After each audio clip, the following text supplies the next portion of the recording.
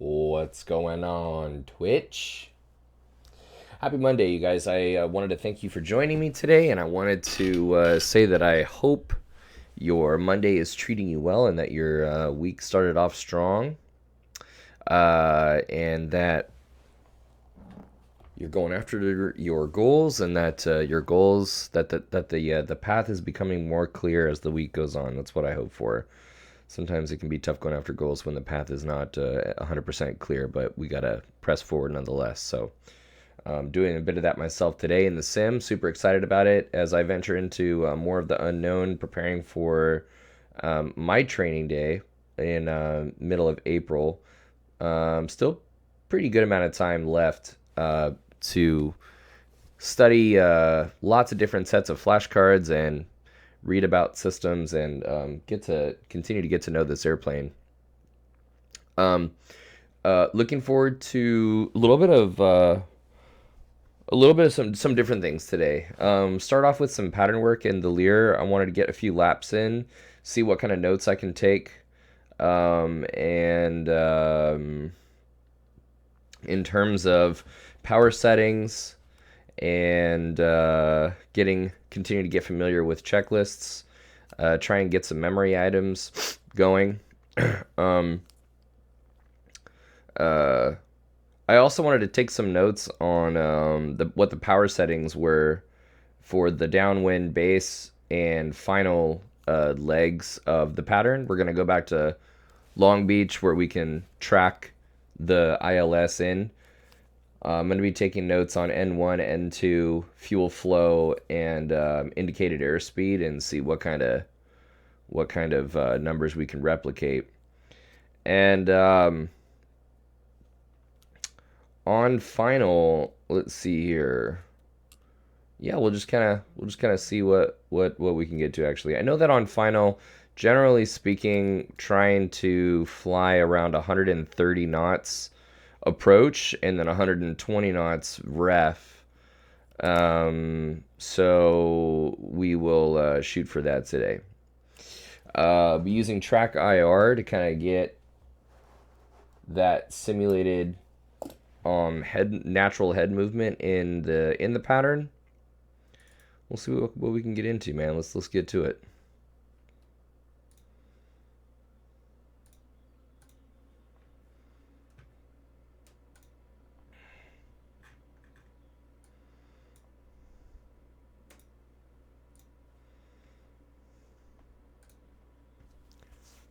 Cold and dark.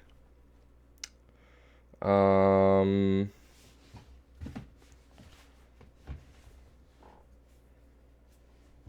and Long Beach. Let's get it going.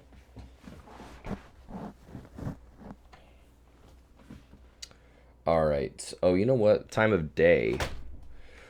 Shaggy, what's up?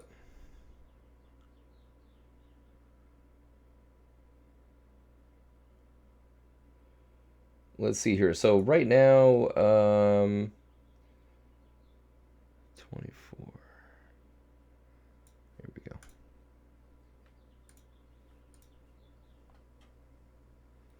What's going on, man? What's up? What's up? Happy Monday, dude.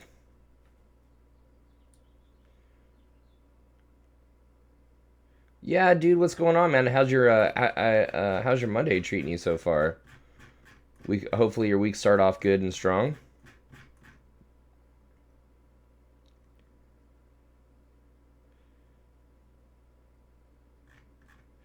Yeah, Jacob, what's going on, man? Yeah, Aerofly was the only one, X-Plane, I'm an X-Plane guy for the most part. Um, but Aerofly was the only thing I could think or that I could come up with that had a Lear 45, dude. I mean, I know FSX has one, but Jesus Christ, it has like no functionality whatsoever. Um, and and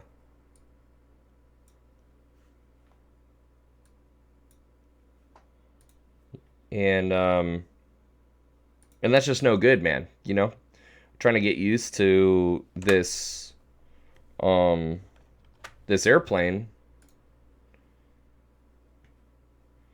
and I need it to work, you know. And I the other thing too is um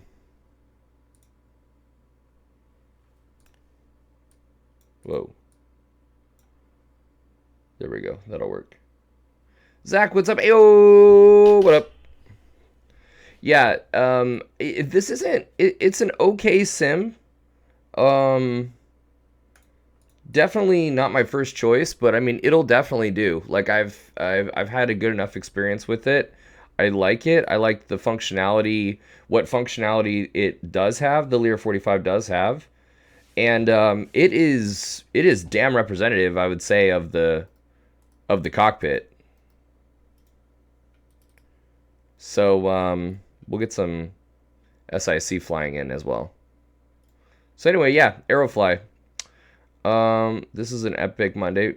Nope, I get to do 2 flatbread load. Oh, flatbed loads tomorrow.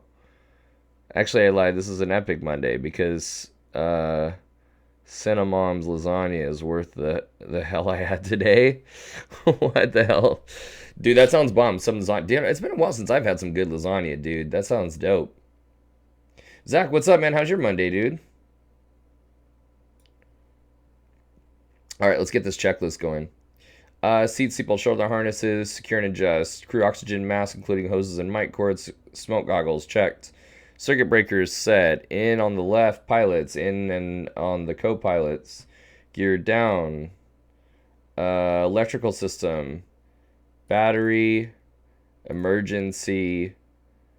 Masters on. Non-essential off for battery starts. And gens off. Boom.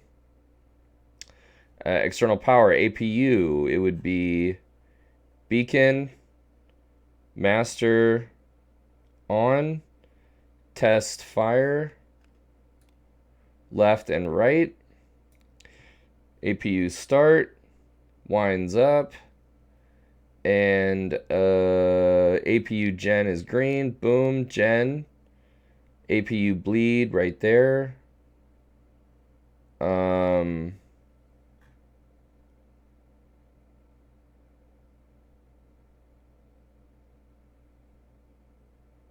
High flow pack. Okay. All right.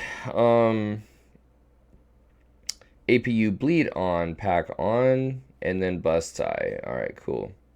Elevator disconnect, roll disconnect, stowed. Flight controls free and correct. Lights test. Still got to work on my memory items flow for this, though, for sure. Panels norm. The reversion is norm. ECAS engine instruments. Fuel quantity check.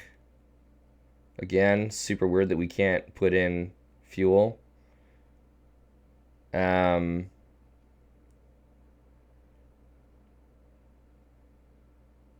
Let's see here. Totalizer. All right. Cast indications check. Summary page select. Glad to hear, Zach. You're doing well, man. Fly over to, I guess it's MIV. Oh, is it KMIV? And you can have a slice of Cinnamon's lasagna. Oh my god, that sounds so freaking dope. That sounds amazing, man. Dude, you got to post some of that lasagna on the Discord. Probes off. Windshield off. Aircraft lighting is off. Sweet. Gear hide panel. So aux hide on. We hear the pump, and Beacum is no, that's awesome, man. 3000 looks good. Emergency parking brake set, aux hide off. Pack off. Landing altitude, environmental control checked and set. Rudder boost on. Trim test, or system test. Let's do the fire detect already set. Do gear. flaps, ADC, stall, anti-ice, ground proximity. Oh, you bastard. The fuck?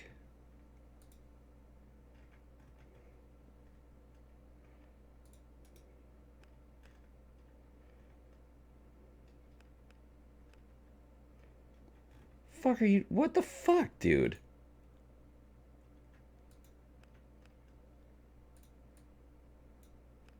Jesus Christ. All right. Master caution inhibit, trim, some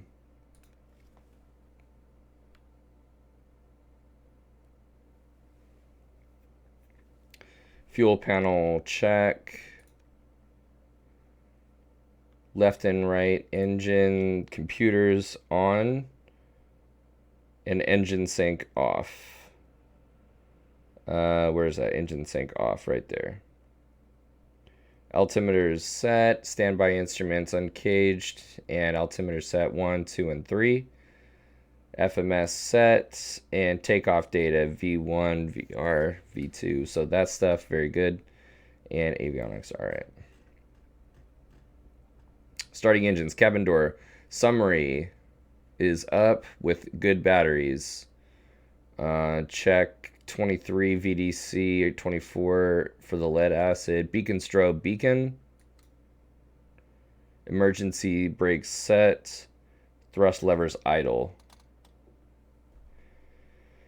Engine start.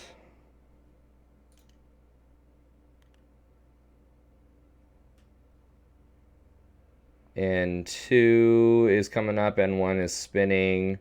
Pressure, temperature rising, and hydraulics coming up. 17, 19, 20, 2,500, and 3,000. Fuel flow. And gen is on. Light extinguishes. Emergency lights. Oh, let's get the other engine.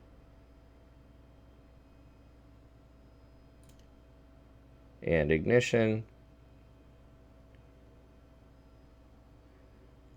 And 2 is on the rise, and 1 is spinning up as well. Oil pressure, temperature are rising. We've got emergency, so volts are up, emergency volts are up, amps are good. Oxygen's good. We've got main and BAQM 3000. Oxygen is good. Okay, cool. We're trimmed.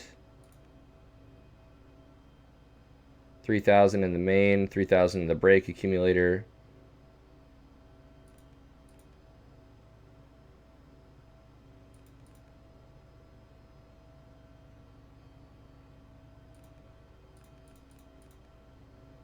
Cool.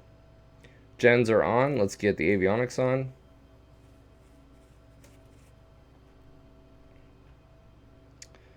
Let's see. Emergency lights on. Pack off. NTI on if APU bleeds on. APU bleed off. Pack on.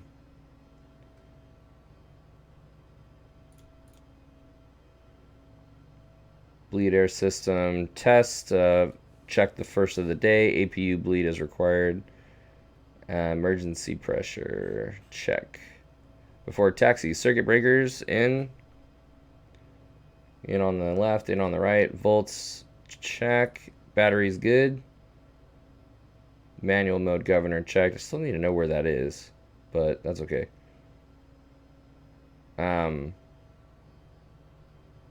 Left windshield on. Oop. On. Spoilers check. Spoilers armed, and then at 0, and then 60 degrees, good. stowed and retract, armed and retracted. Flap set for takeoff. Rudder boost, verify on. ECAS check. Passengers briefed. Aircraft lighting.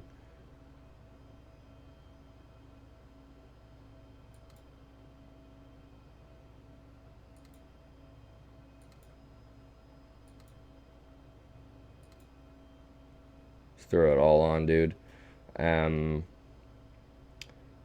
Smoking belts. Nose steer on.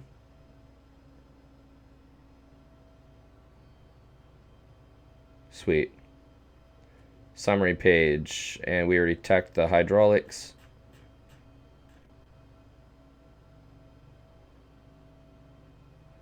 Before takeoff. Okay, cool. All right, so let's go ahead and move the plane. Break off.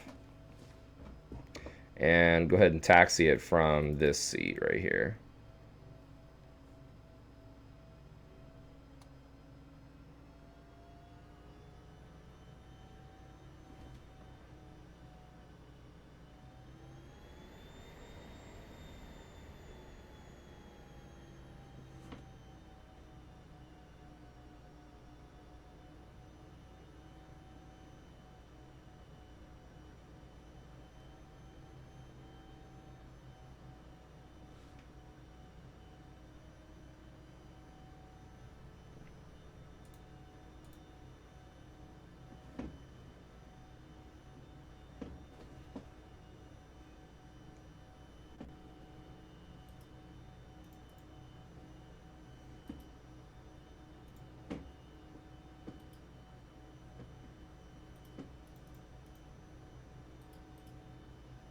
So right there, it looks like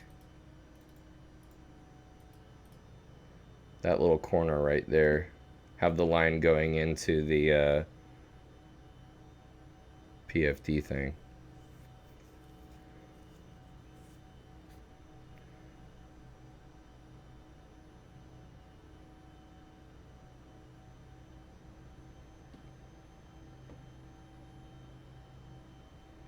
So this is going to be a really good one. We're going to do just like before, taking notes on... I'm actually going to do one from the PIC seat just to warm up. But yeah, we'll be taking notes on what the numbers are. Really excited about that, just to kind of see what the different... Okay.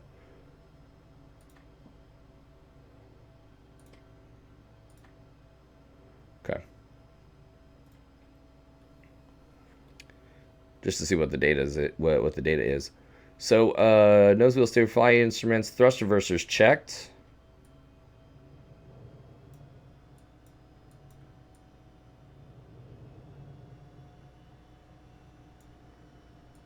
Good. Engine instruments, takeoff data, nav equipment, flaps set for takeoff.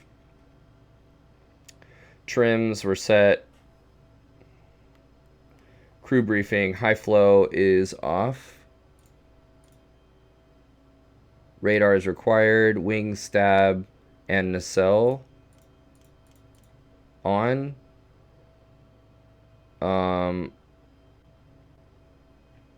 APU shutdown. Bleed off. APU stop is set to stop or off. Master off. Fuel quantity update. Okay. Transponder probes on. Lights are on. Oxide is on. APR arm. So should be transponder. Let's see if we can do that. Transponder, probes, lights. Transponder, probes, lights, oxide, APR. We could do that. Transponder, probes, lights. Should be on beacon. These are...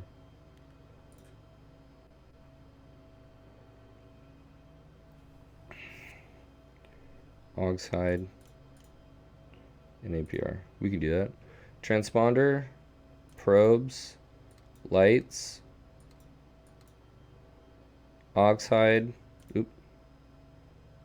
oxide, and APR. Transponder, probes, lights, oxide, APR. Transponder, probes, lights, oxide, APR. All right, cool. Parking brake, and we're good. So, yeah, flaps and spoiler is armed, and clear for takeoff. Runway 30, 451 Charlie Kilo. Parking brake.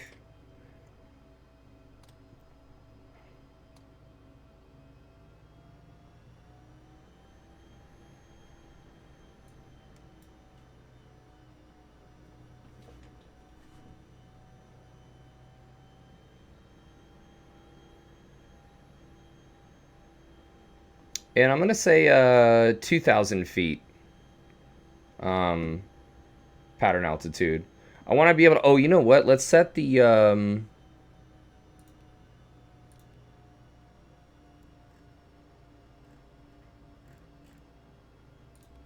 110.3.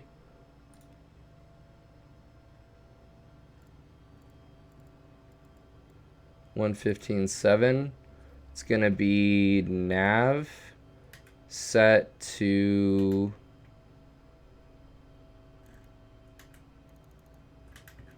301, and then the bearing pointer from nav 2. Okay, cool. Now we're good, actually.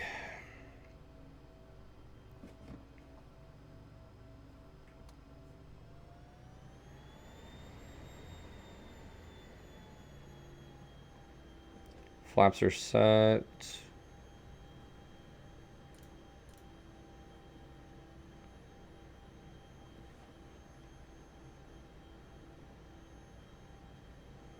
Okay, now I liked what I was reading before about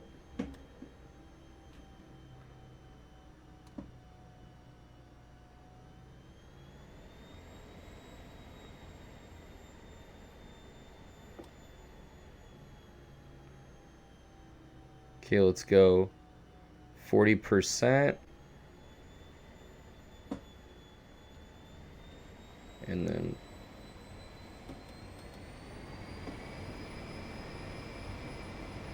all right. Systems are green. Airspeed's alive. V1. Rotate. Positive rate, gear up, flaps up.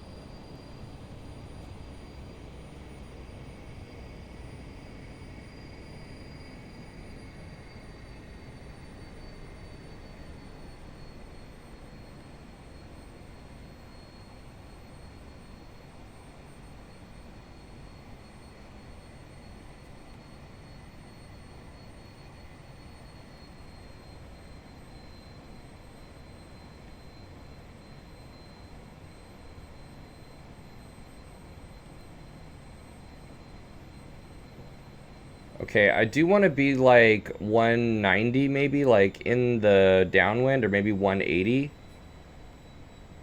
So we'll see what kind of power setting I need for that. 2,000 feet.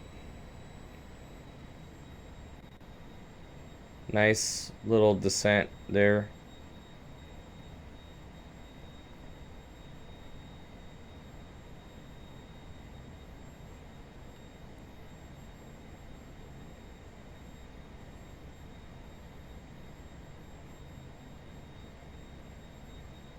Okay. Can I pause? How do I actually, yeah, let me look at the controls for pause, game control. Is there like pause? Oh, P. Okay. Okay. So here in the downwind, and there's final, I guess. I'm a little off, but I'm looking at, so downwind N1, I've got 59.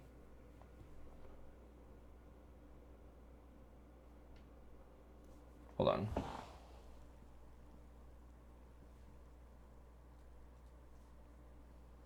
Fuel flow is in, oh, kph,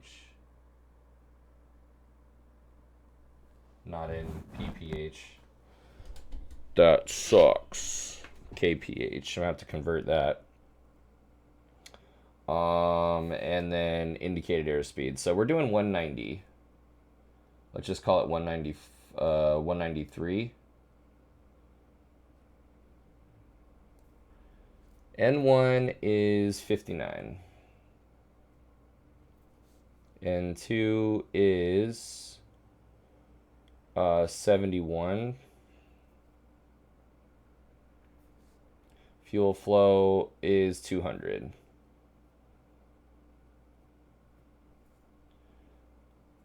All right, so we'll go ahead and maintain this. And we'll do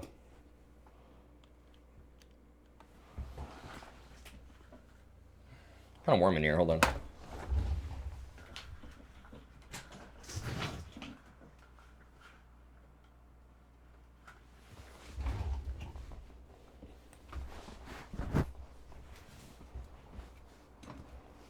Okay, wonderful.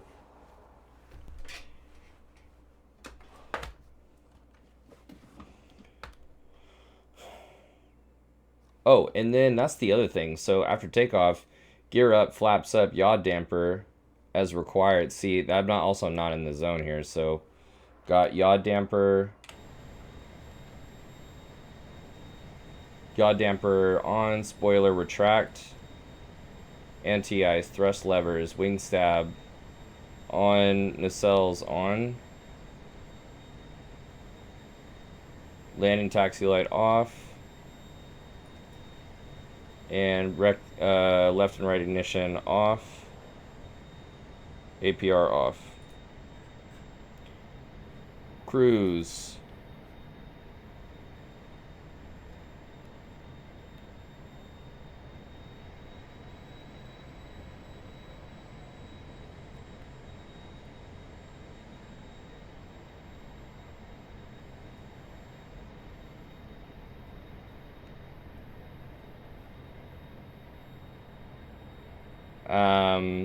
Pressurization, fuel management, descent, pressurization, anti-ice, thrust levers, wing stab on.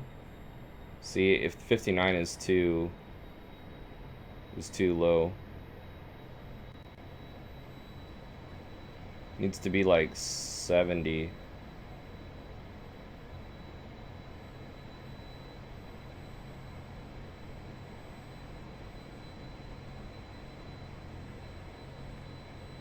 Yeah, see, these are the actual numbers. So 68 is, these numbers are 68.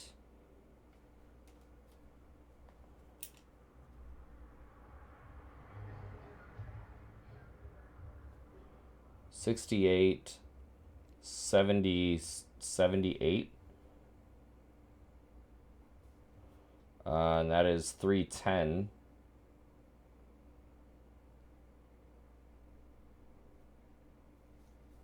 And indicated is 175.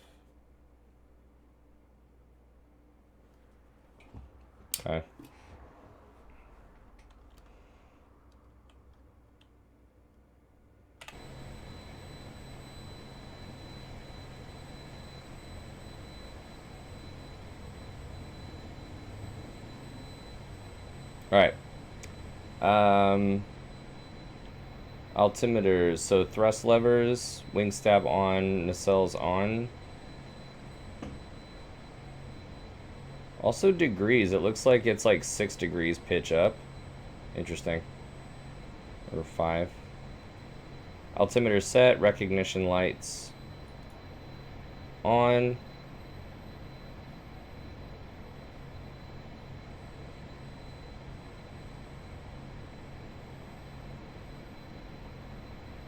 Passengers briefed, snow smoking belts on.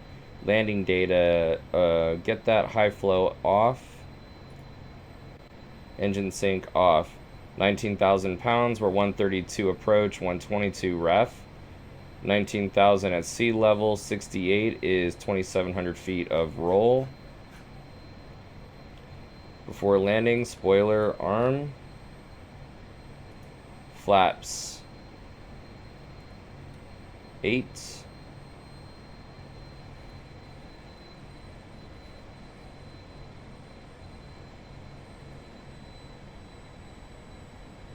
Oxide on.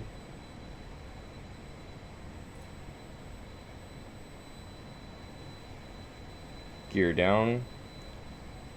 Let's go base.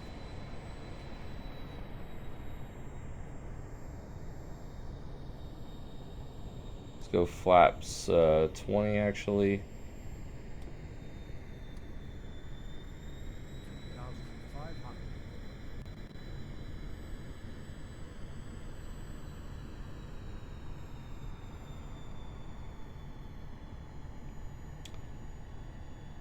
Flaps down, and then yeah, so let's try and get 1,600 feet on final.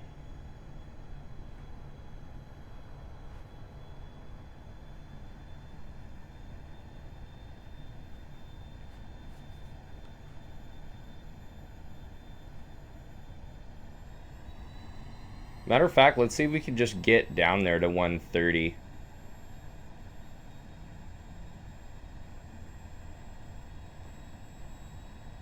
Gear down 3 green. Let's just go flaps full.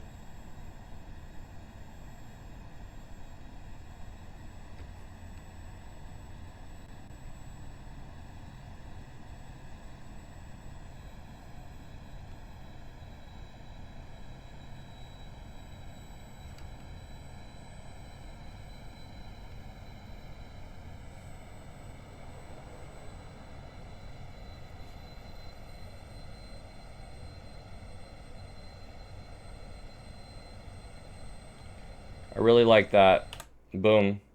1,800 feet. We're on the intercept for the ILS. Oh, we should probably start getting over, but I really like this. So full flaps.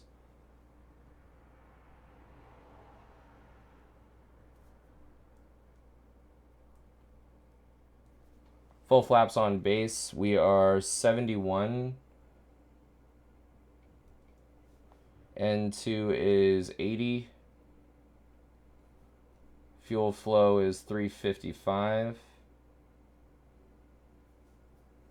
Speed is 133. And then on final, we'll take notes as far as getting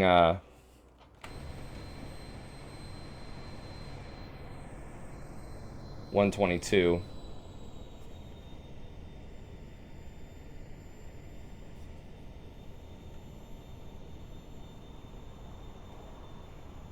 All right, there's 1,600. Let's bring in glide slope.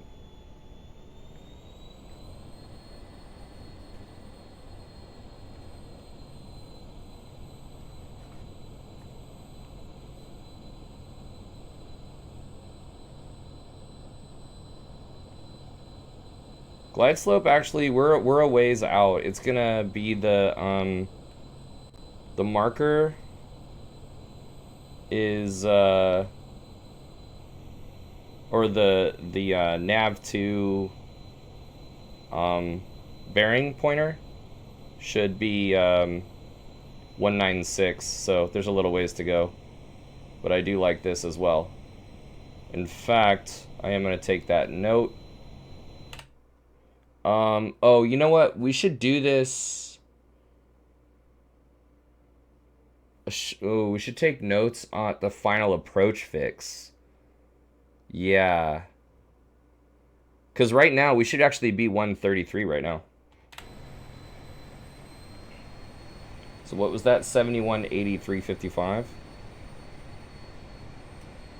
71. And there's 80.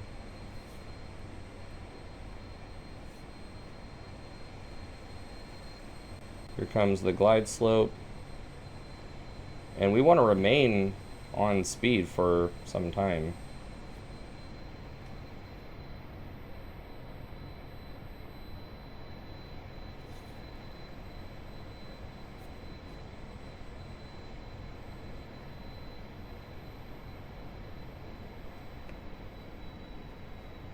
Timmy J, what's up?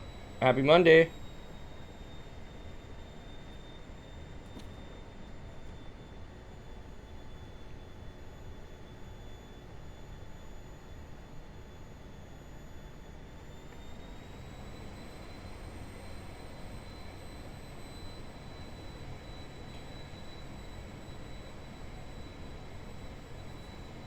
I actually want to see what I need to do.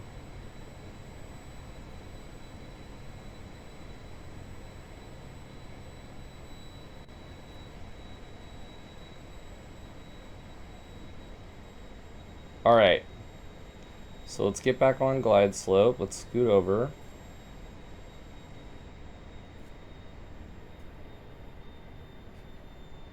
Trying to get...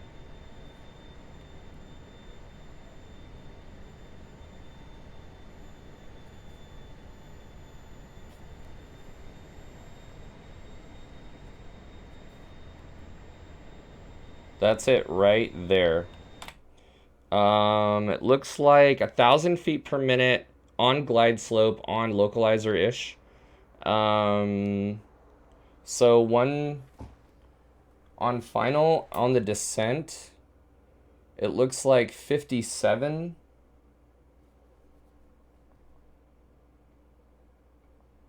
57% N1, 72 N2. Fuel flow is 210.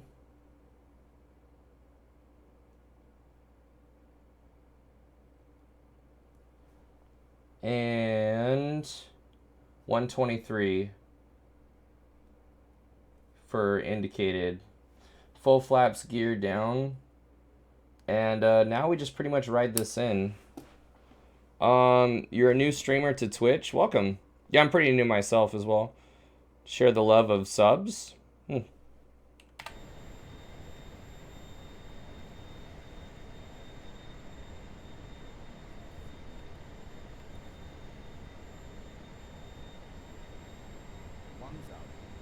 Ooh, no, this should be... That's too low of a power setting.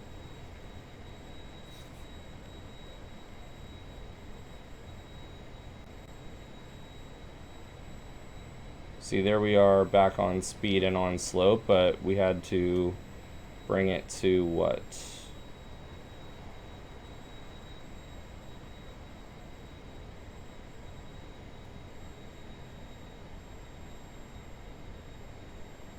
That was 60. Final actually needs to be 61. 61, 74. Fuel flow is 245.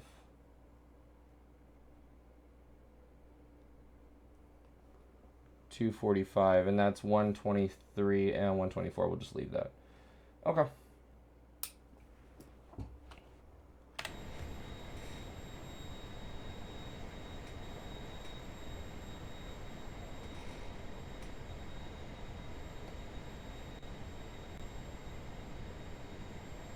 Gear down 3 green check.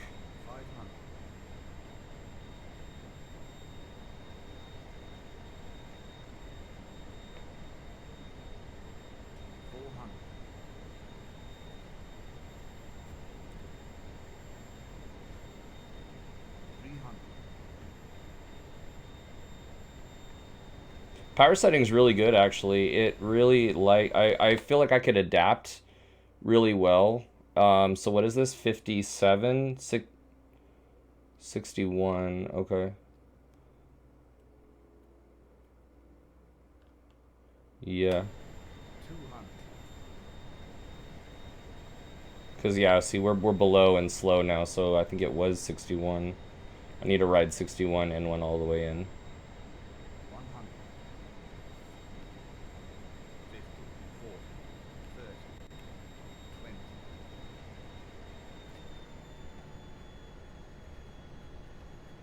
10.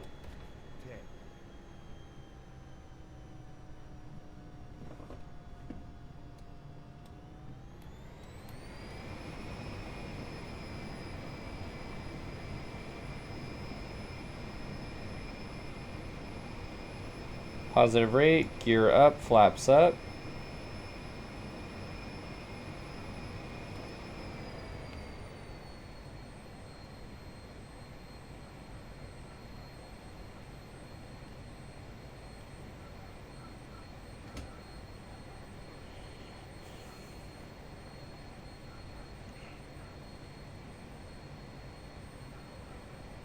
All right, so let's see if we could replicate those numbers. Let's like try and go for a 170 downwind.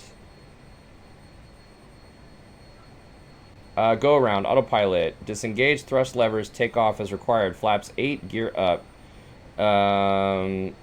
Retract flap, spoilers, retract.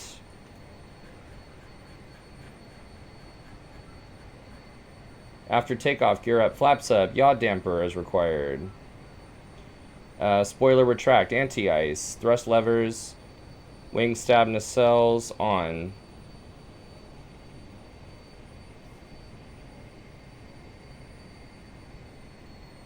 Landing taxi is off. Ignition off, APR off.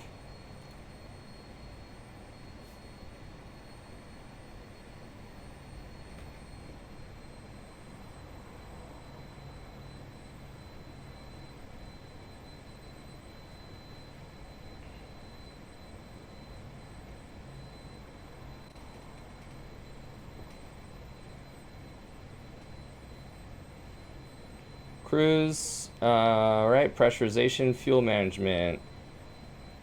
Oh yeah, let's go ahead and do it from here.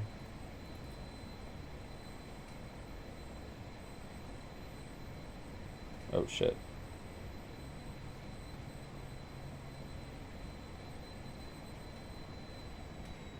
Alright, we're going for 170 in the downwind.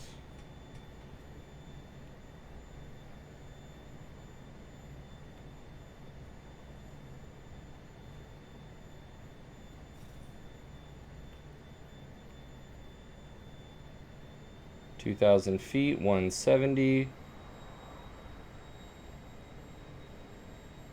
Fuel management, descent, pressurization.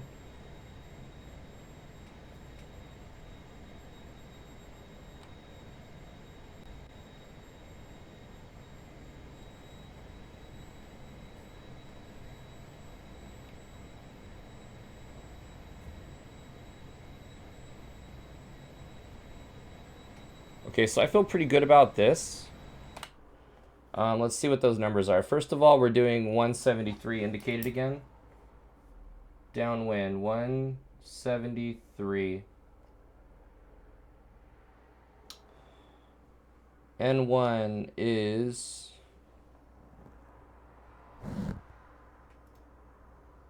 64. Really? Oh, wait, we are not done with our turn yet. I didn't set my co-pilot side.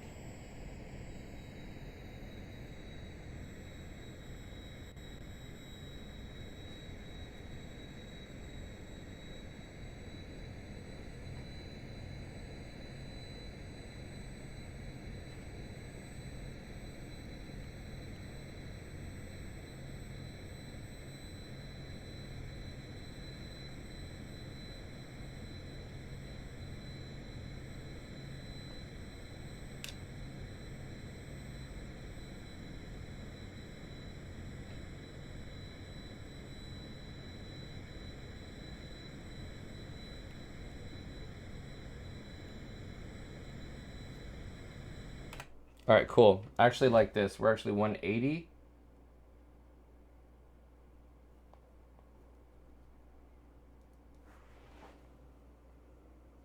And actually, before I go any further, I need to set this.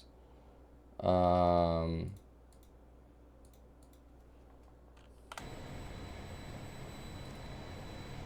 there we go.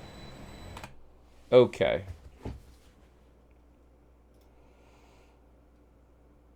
Um, so 2,000 feet, we're 67 and 1, 77 and 2, fuel flow of 295, 180, and then base will be full flaps. Let's run the check.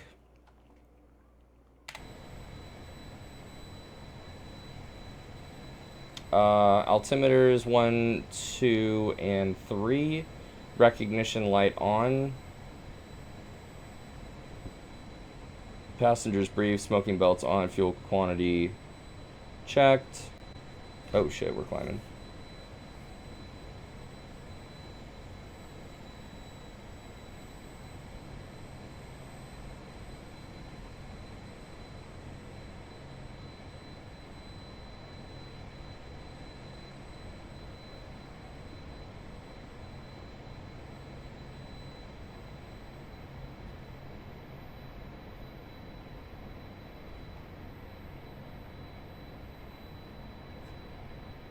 Landing data, high flow off.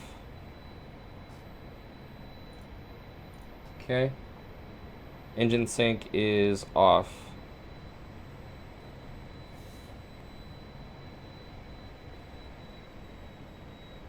Yeah, see, that's too high, dude. 19,000 pounds, we're looking at 132 and 122. Sea level at 19,000 pounds, 68 degrees, or, well, 20 Celsius is 2,700 feet. High flow off. Okay, so spoiler arm.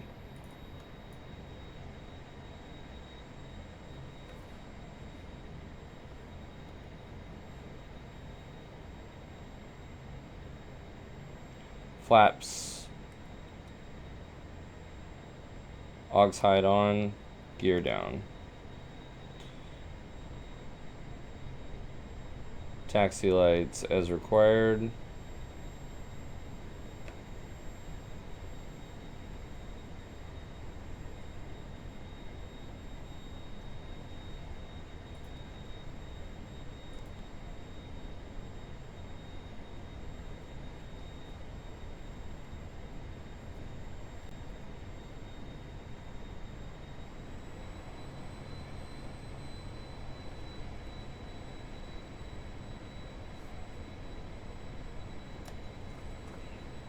All right, let's go turn base with full flaps.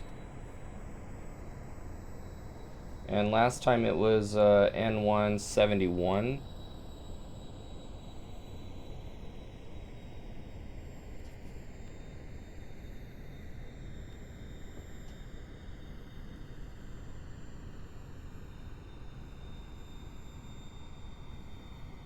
Yeah, damn, oversped the flaps on that one.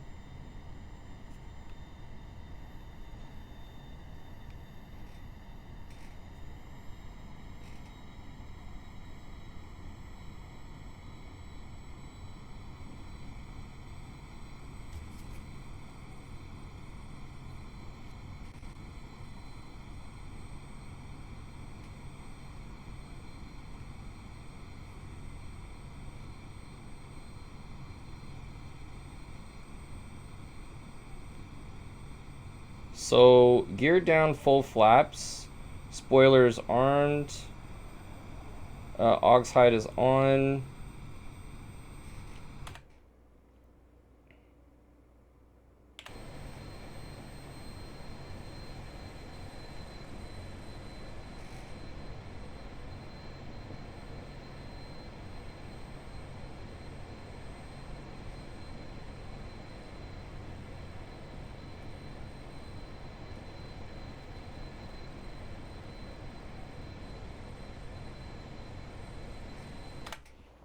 All right, and this is on base at 140. Oh, we should have been better though. 140. Full flaps and 70%. 79. Fuel flow is 345. All right, cool. And then we'll clean up the speed on final.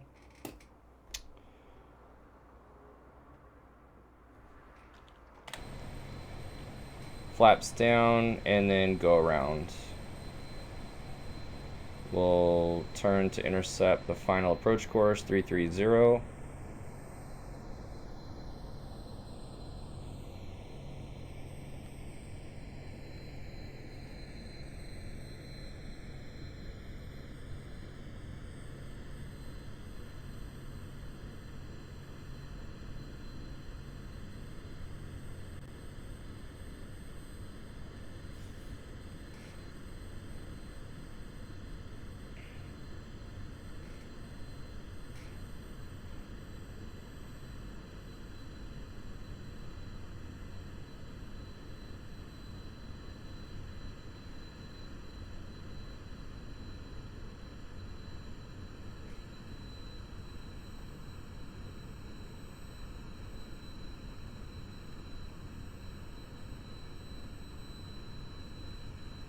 Go around procedures ready. Autopilot thrust levers flaps to 8.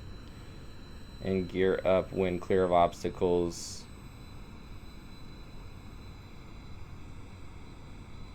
V approach plus 20. So that's going to be a 140 climb out.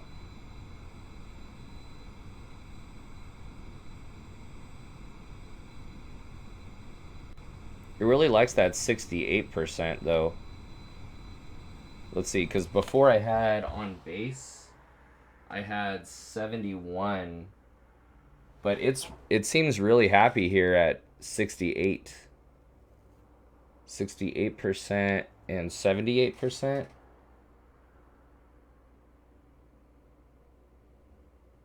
Okay.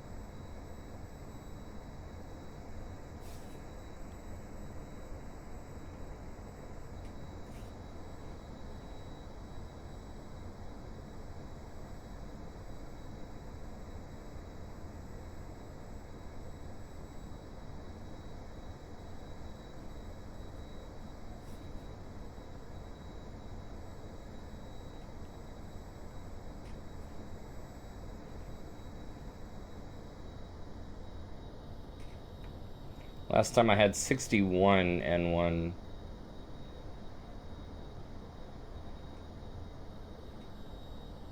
It does seem to like that. Full flaps, gear down, 3 green. And we are spoilers on arm.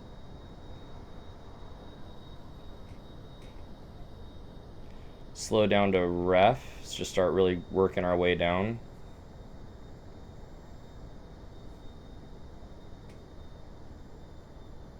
We also have to descend as well. 1000.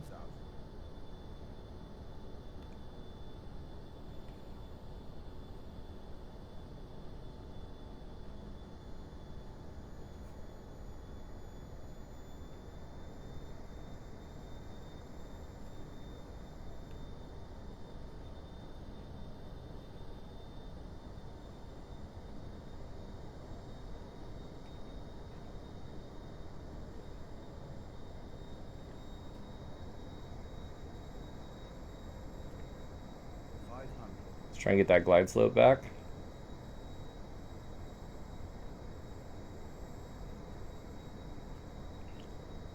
Short final, gear down 3 green. 400.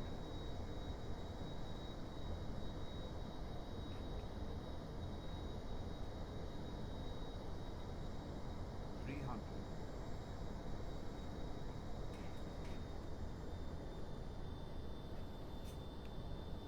200.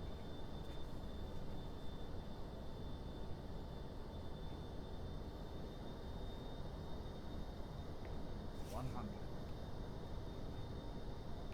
50, 40, 30, 20, 10.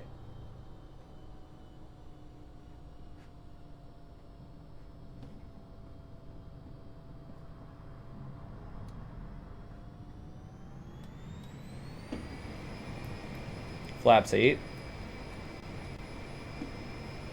Climb out at 140. Positive rate. Gear up. Flaps up.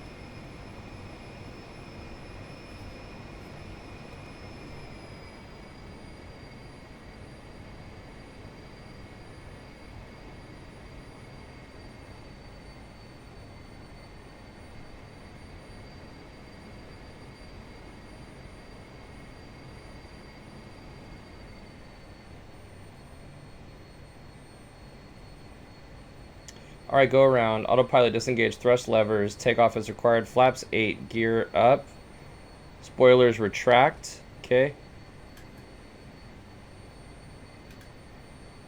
After takeoff,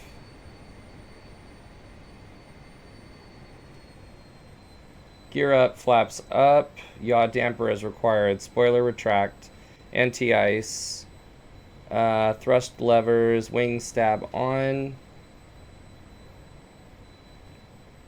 nacelles on, landing taxi light off.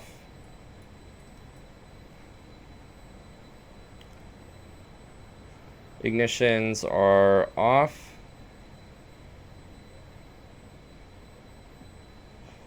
APR off.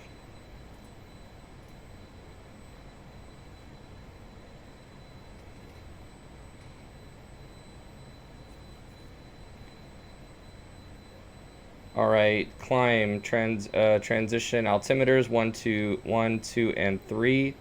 Recognition off.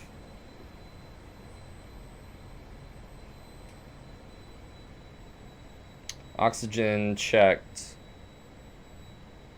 Oxygen quantity is good.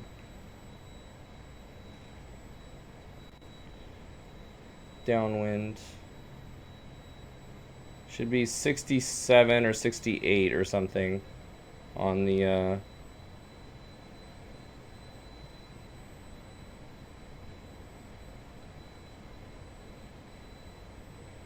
cruise, pressurization checked, fuel management, engine instruments checked, other systems monitored, descent, pressurization,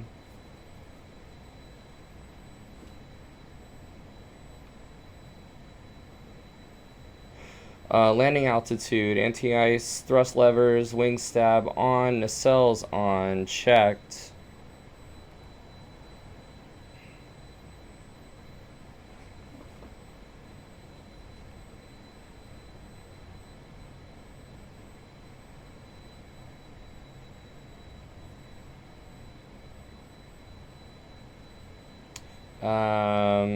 Recognition light on.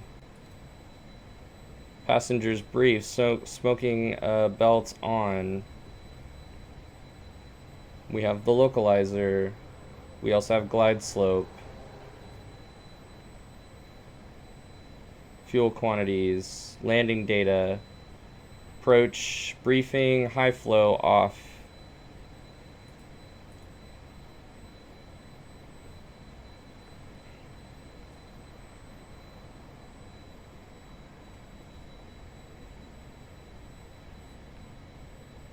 Engine sync is off. 19,000 pounds. Approach speed is 132. Ref is 122.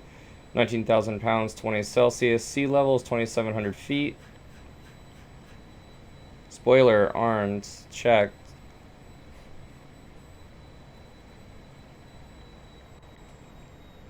Flaps 8. Let's bring it down, dude. Oxhide on. Gear down.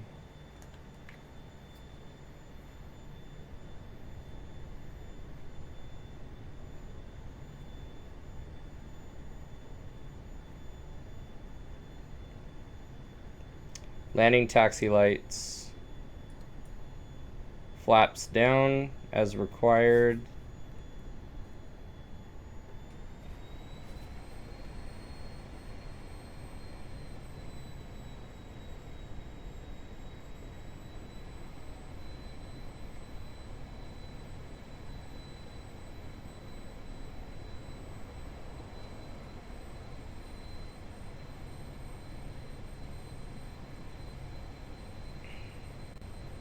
And actually, we could go flaps down for now. Move that power up to 71 for base. 71 for base. Ooh, no. We need flaps 150 for full down.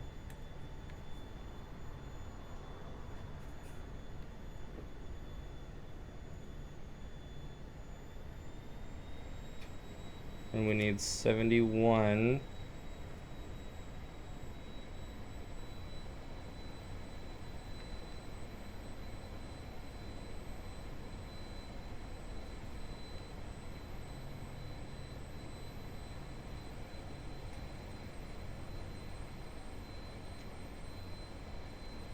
Let's descend down to, let's maintain approach speed. And descend to 1,600. Flaps down checked, and go around is ready.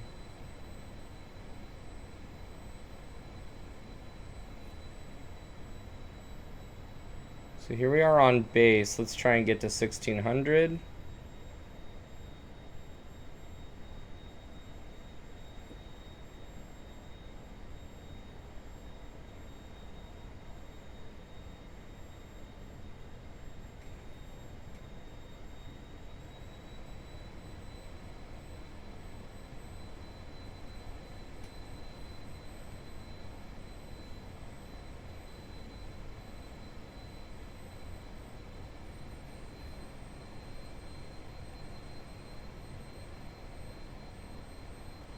$70 to $71 does seem to be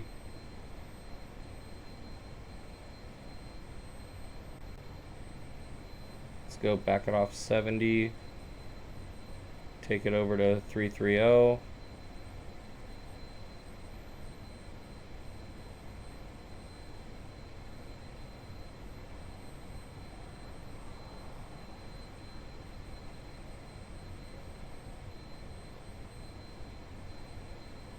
Yeah, it really likes that on base for sure. 70, definitely.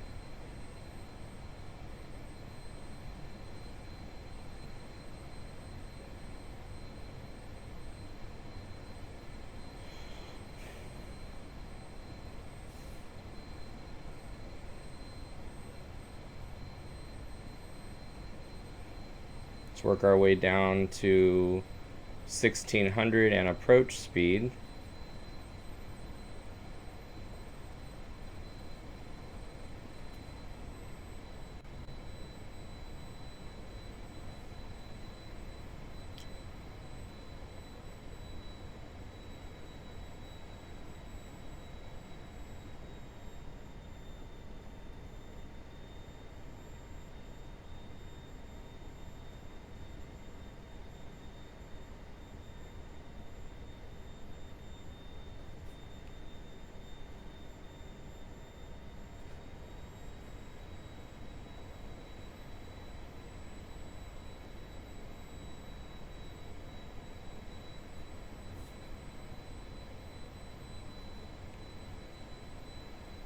Let's get back up.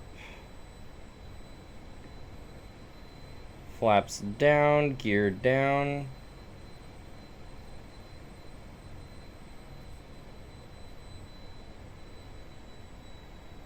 Let's see if we can ride this glide slope all the way down.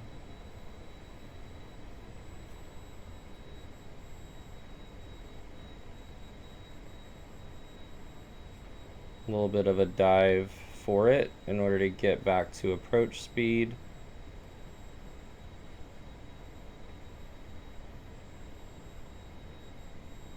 There's approach.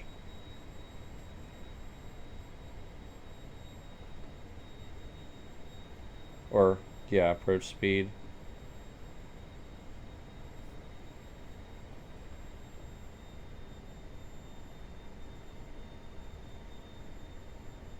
Start slowing this thing down to 1000.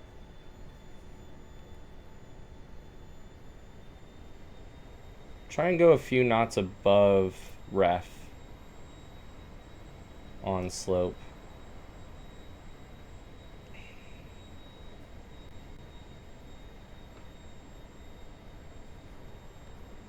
I'm going to pitch here. It's okay that I'm a little fast because I'm going to get the speed back. Get back on localizer.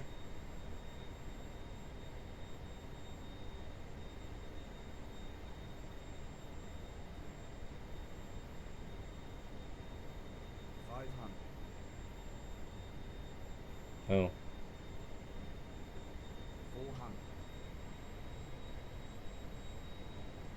400. It's okay, we're re-intercepting and we're still good on speed. 300.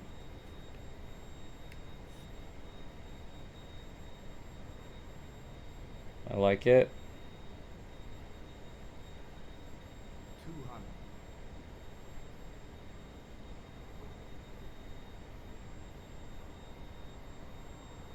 100.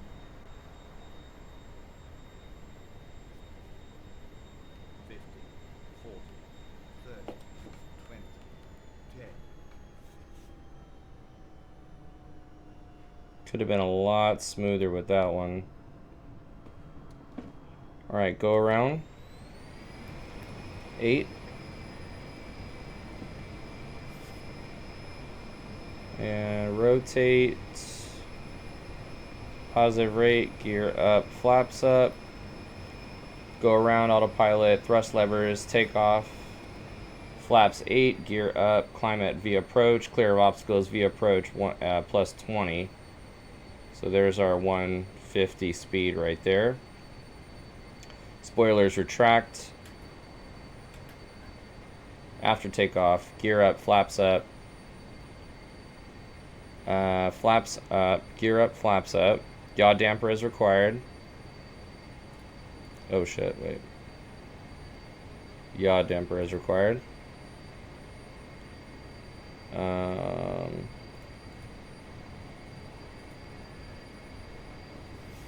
And we're already basically at TPA, so let's go ahead and turn crosswind.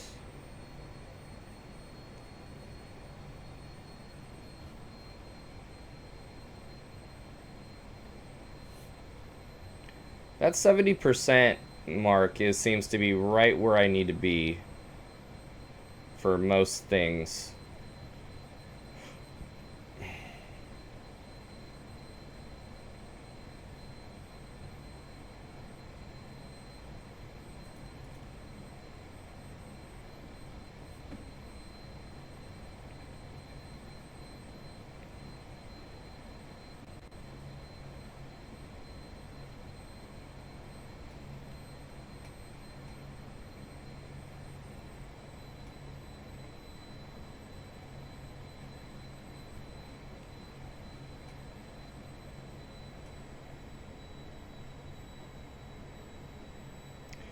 Spoiler retract, anti-ice, thrust levers, wing stab on, nacelles on, taxi landing lights off, APR off. Okay. Whoa.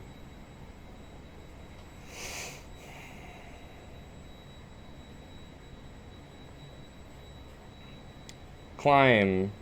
Smoking belts as required.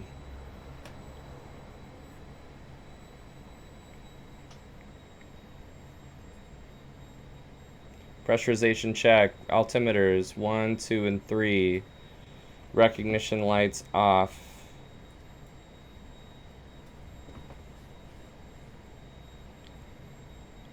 Oxygen checked.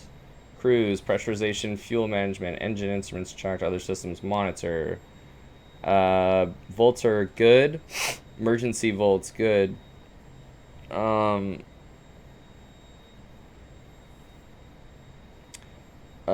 Hydraulics 3000 in both main and accumulator. Cabin altitude, oxygen quantity is good. Systems checked. Let's see here. Descent. Pressurization set.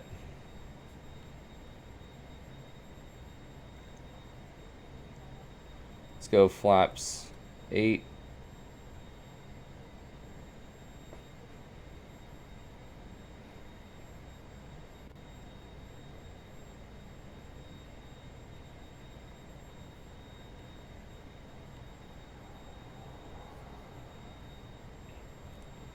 Recognition light on.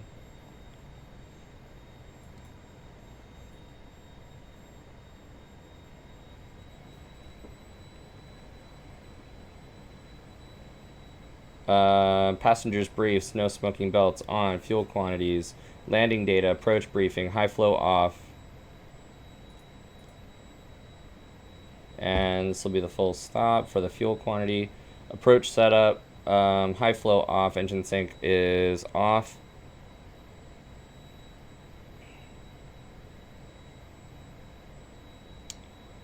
Approach data, we've got 19,000 pounds. V approach is 132, ref is 122. At sea level, 20 Celsius, 2,700 feet of available runway. We have that.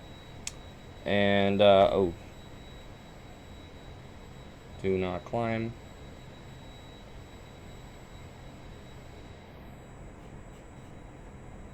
Spoiler, arm, check. Flaps 820. Let's slow it down to 150 and put the flaps in. Flaps 20 is 200.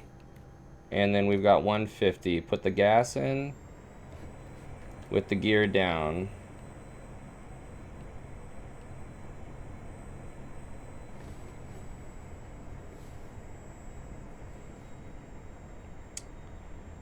Oh, aux height on for, yeah, aux height on, gear down, okay.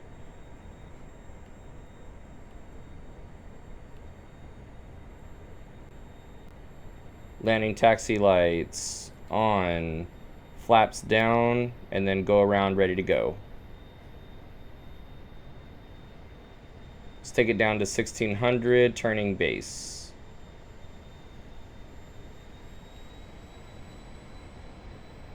There's approach speed right there. Base is 70 with full flaps.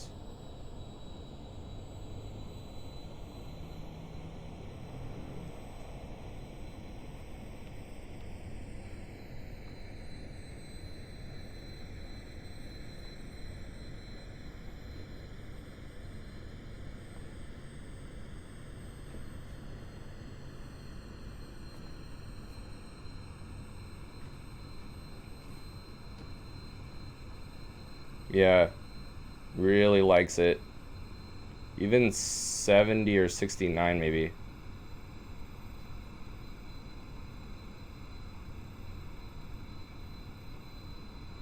All right, gear down 3 grain. This will be, and full flaps. This will be a full stop.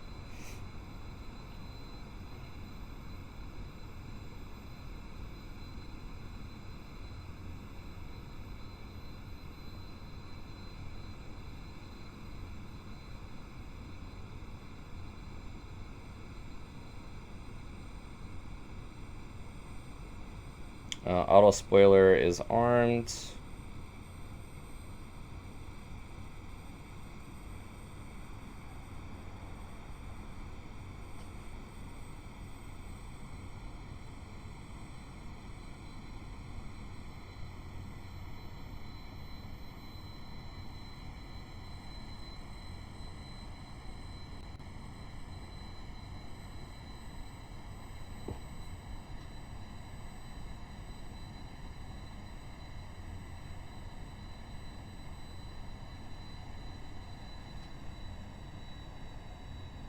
Should be 133 on the indicated right now, so I'm working on that. There's there's 1600, so let's power back and trim those up to bring that speed in with a little bit of power increase right there.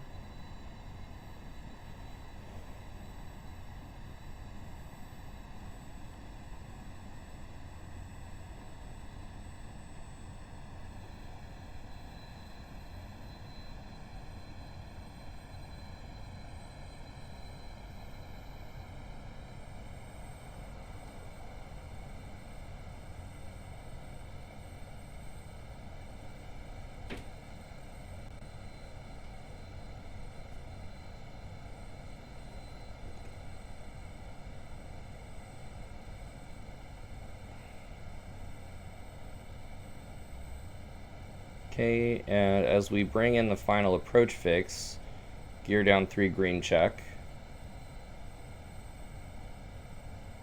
Whee! What's up, cute?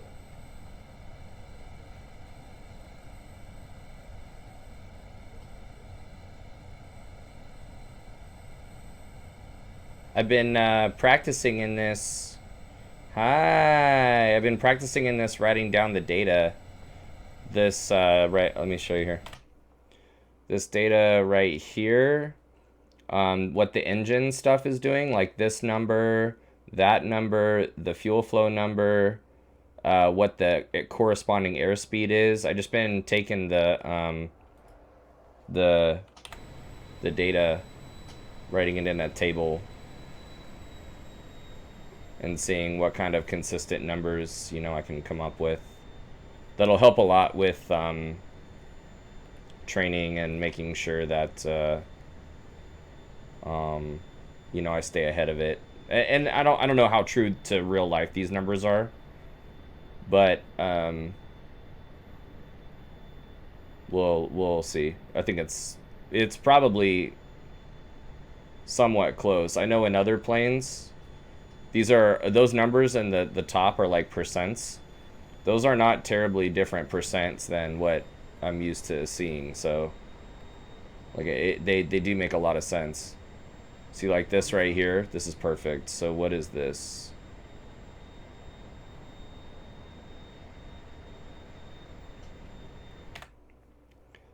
This is 50. See right here, this is 55.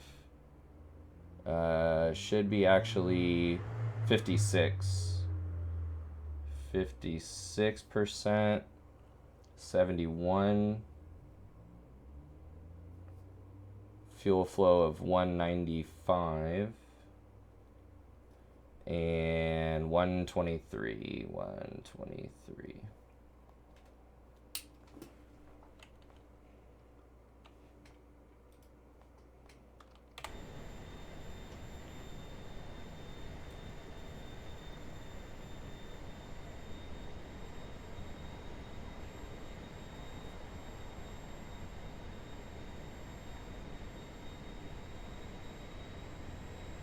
It's just so cool to be able to do this over and over and over again and like get used to, because this seat looks really different.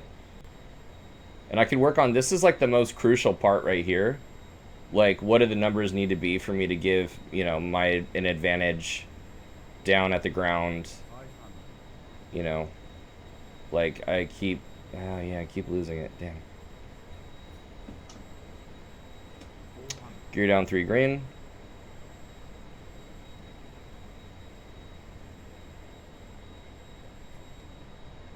300.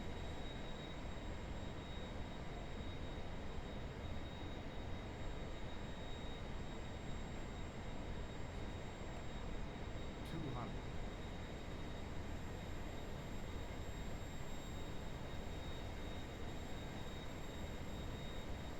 100.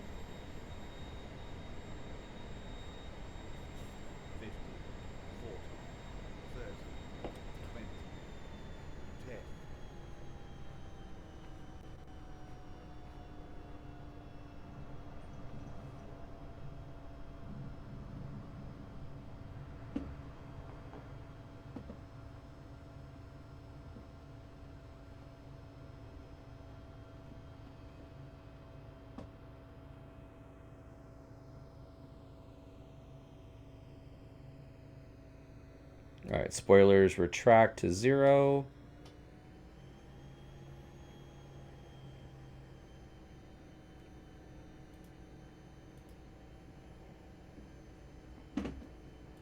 Let's clean the plane up.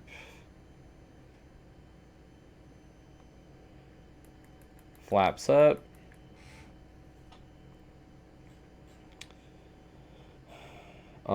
After landing, transponder, probes off.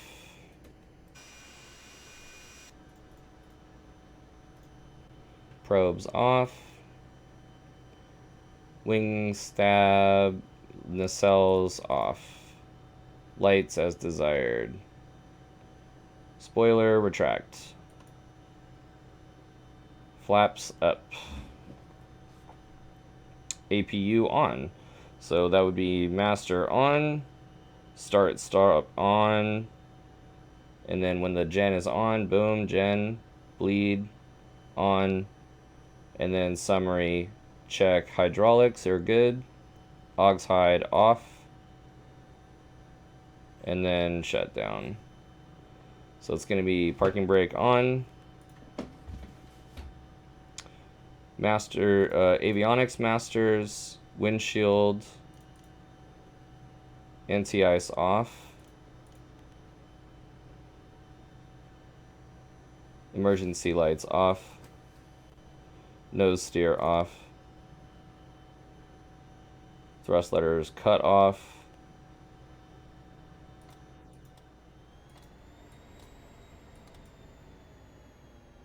pack off,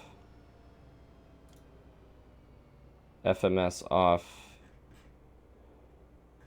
APU shutdown. So let's go APU bleed off, start stop off, master off, beacon strobe off. Emergency battery off, left and right battery off. Cool. All right, awesome, awesome, awesome. That was good.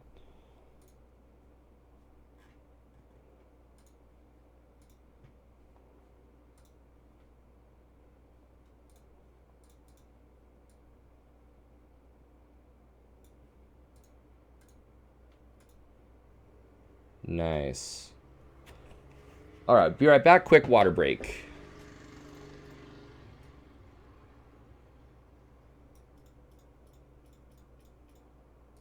Pretty nice shot of the plane right there.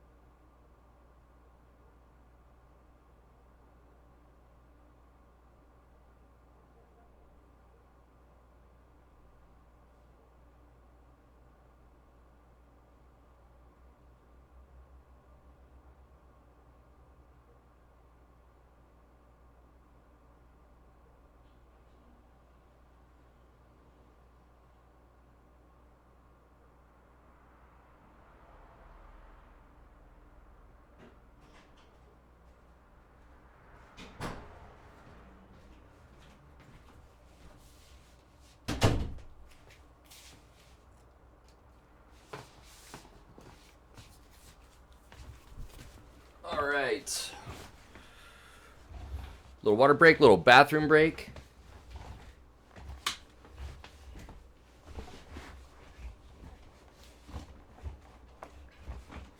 Trying to get situated here.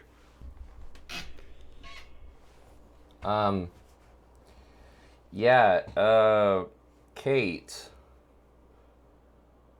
So, are you still in here there, little boo?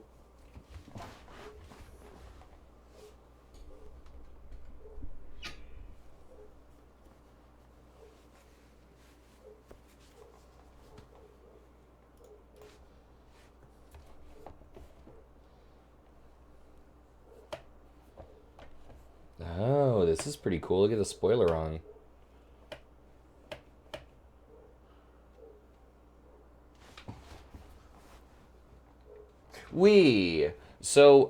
Yeah, I was there when she was writing it, and like honestly, I thought, whoa. I thought that, well, first of all, I didn't even know that it was actually to her teacher. I'm like, is this to the fucking, is it like about me or whatever? Is it to who is it really to? Um, and then I'm thinking, nah, it's probably to her teacher, but I wonder what the problem is. Like, I wonder what it is, you know? And it turns out it was to her actual teacher, man. Um, and I just had no idea that it was, that it was about something legitimately like you would have as an adult you would write something about that, you would write a note like that. And it's just remarkable, that she would think to do that. And I wish she was older in the sense that I want to like sit her down and like I would want to sit her down, or like if I were you, I guess, and like let her know like what her teacher said, that was positive, that was good, and ask her like what has changed, like maybe as like a 14 or 16 or 17-year old, like being able to talk about thinking about things that have been troubling you like differently. Maybe like there's been an evolution or something to her thought process, and only like an older kid would be able to like kind of explain what had changed. Was there an event that happened, or was it like a change in something occurred that caused you to think differently? Because somehow there's like different, she's pulling different things out of herself, and out of like she's seeing a different, usually it's like a catalyst or something to that causes a big shift like that. And I would just be curious to know like what if anything was that catalyst.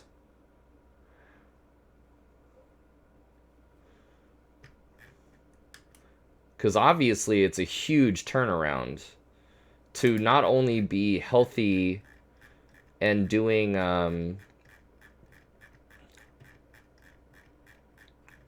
having a healthy thought process about things that she in the past has expressed, contempt for, or at least, a lack of comfort and stuff. Um, Although lately she's been saying she loves math, which I'm like, hell yeah, dude, awesome. Because I remember that weird ass conversation we had on the way to Black Panther about like school and evolution, and it's okay to not know things and stuff. So to be into math, she's always been into like math and science. I remember her talking about science, going to college at a technical university. We were talking about that like early on. I'm like, what the hell? How fucking old are you, dude? But I was like, yeah, I mean, you're super young, and it's weird that I'm having this conversation with you. But yeah, like Massachusetts Institute of Technology, or California Institute of Technology, there are these technical universities that are science and math based that you could absolutely go like do something kick ass if that's what you want to do, or there are like universities that specialize in the arts or whatever you want to do. So she was like, oh shit, she was like tripping on that. So she's been stoked on academics in a sense for a long time, but I just know that there have been ups and downs with especially math. So the fact that she's had this turnaround and that she's out there helping give positive vibes to the class, it's like, dude, like, where did that come from? I want to know. King Cobra, what's up, dude? I'm doing well, man. Monday's been good to me so far, and we're just doing some more pattern work in this bad boy right here, and getting to know these numbers. I'm just writing down the numbers, trying to get them straight. Seat, seatbelt, shoulder harnesses, crew oxygen secured and adjusted, crew oxygen mask, smoke goggles checked, circuit breakers, pilot, co-pilot, gear, electrical. So circuit breakers, gear down, electrical, on, emergency, at avionics, non-essentials, off for the battery start. This is when we would start the APU, and leave those on. Gens off.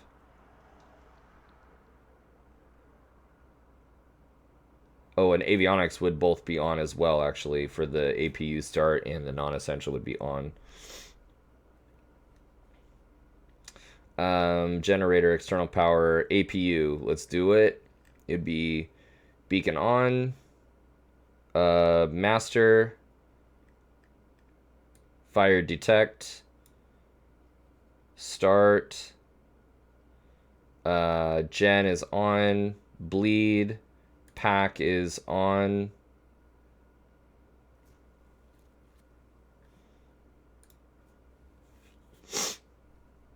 And then bus tie closed for the APU start. Crew lights. Audio panels. Elevator and rudder disconnect. Flight controls free and correct. Lights tested. Cool.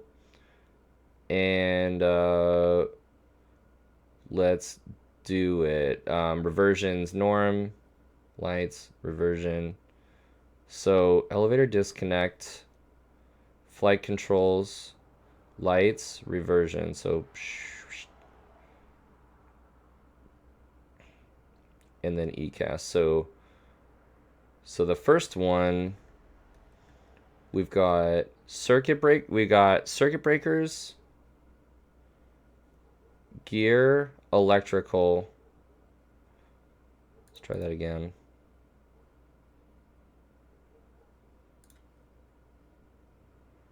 Circuit breakers, gear down, electrical, batteries, emergency, avionics off, non-essentials off for battery start, or everything's on for the APU start. Gens off. All right. APU flow is beacon on beacon, fire test,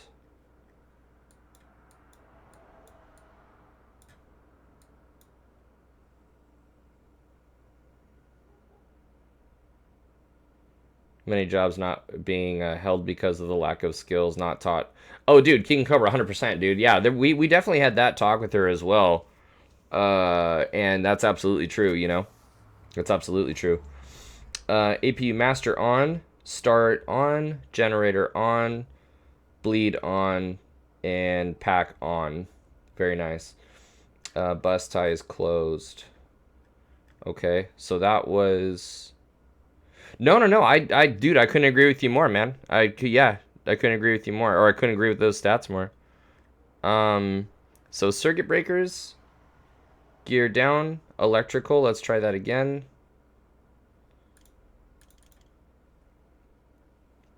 Circuit breakers, batteries, emergency, avionics, non-essentials, gens are off.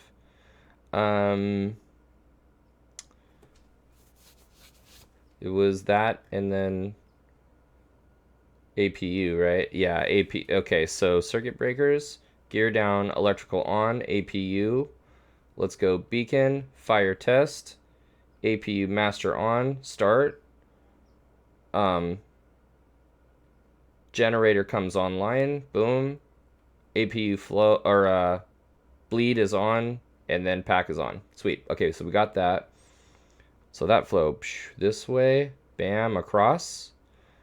It's gonna be the flow is tut tut tut tut tut tut tut tut tut, and then APU flow, beacon, test, master, on, gen, bleed, pack. Okay, cool. Got that flow down too. And then this right here. So it's going to be here, controls, lights, reversion, ECAS. So controls, lights test, reversion, norm, and these are all norm here. Summary page. Oh, actually flight. Let's trim. And summary. Probes are off, windshield off, lighting off. So what is that like? Controls, lights, panels here. So it's here, this way. One, and then here, and then anti-ice. Gear hide panel. Aux hide on. And make sure, so here, lights, here, off, boom. So that's one. Go starting here, this way, norm, ECAS, these are off, aux hide on. Okay, that's kind of a difficult one.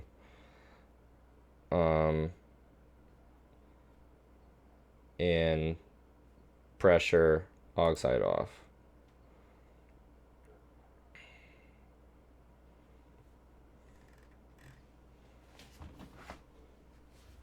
So if the APU bleed is on, then leave the pack on. Otherwise, this is off. Environmental check, rudder boost on. So this is a new flow. Rudder boost on. And then do the rest of the test.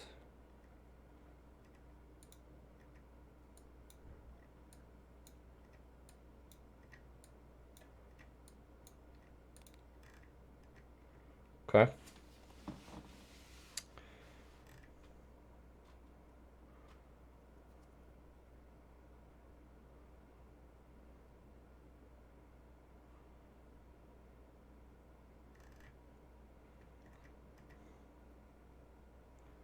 All right, master caution, trim, fuel panel check, and left or right engine. So that's going to be kind of a difficult one. So let's see if we can go through it. So turn everything off, just the way it was.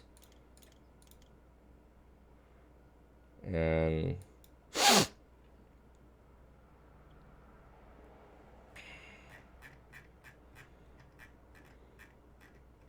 take it from the top. Okay. So we got the thing here. Circuit breakers. Pilot circuit breakers in, co-pilot circuit breakers in. Shit, I already forgot. Circuit breakers. Oh yeah. So all the way across and then that way. So circuit breakers in left and right. Gear down. And then electrical. Batteries, emergency. Avionics off, non-essentials off. Generators off for the battery start. APU start now is the beacon strobe is on beacon. APU master on. And check the fire detect. Left and right fire, and then start stop is on. Generator is on. Bleed is on. Pack is on. Then we come here to disconnects are out. Flight control is free and correct. Test lights. Reversion is norm. System and engine instruments and CAS is good. Anti-ice off. Aux hide on. And then I forget. Fuck. Let's check it here. So we got the circuit breakers, gear, battery, master, avionics, non-essential, generators, APU, beacon, master, fire detect, start stop, APU gen, bleed, pack. Good.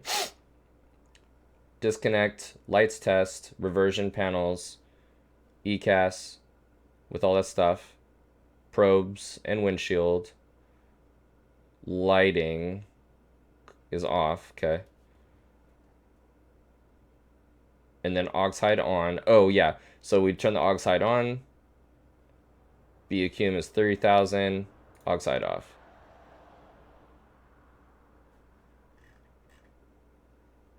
So that's, we got it actually.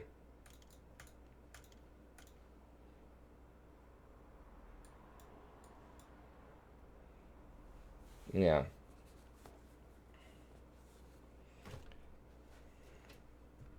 Circuit breakers in, left and right.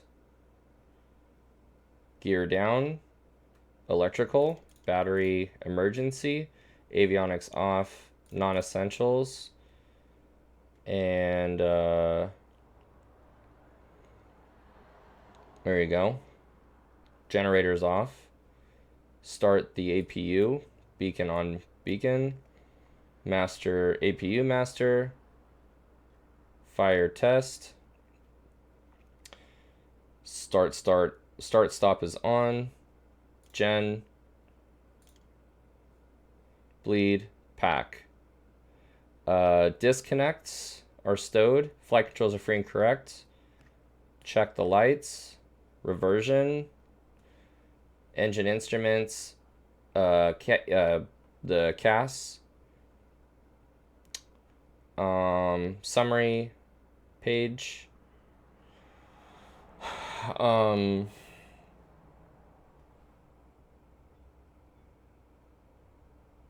Lights are all off. Aux hide is on. BAQM is 3000. Aux hide off. Sick. Okay, cool.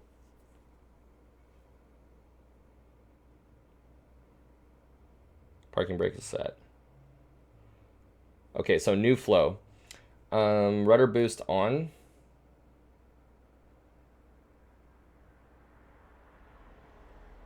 Systems test, panel test. So do the rest of the tests. So rudder boost, test, everything else. Taka, what's up, dude? Just working on flows, man. How are you? Happy Monday, brother.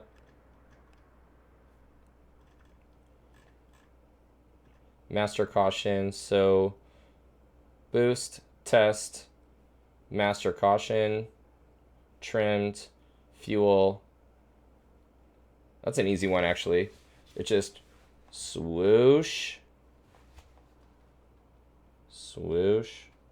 So rudder boost, test. Having some drinks and gaming.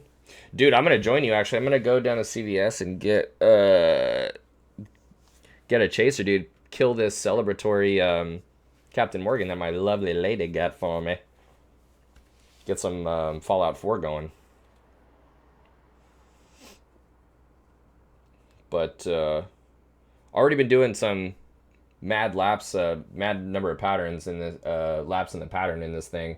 But definitely more to go. That's cool, dude. What are you gaming? What are you playing? So rudder boost, test, master caution, and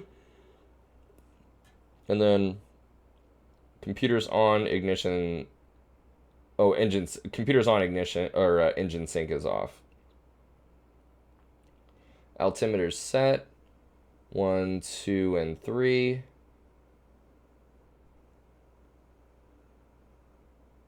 Dead by Daylight. Sweet. Do you stream? Are you streaming right now?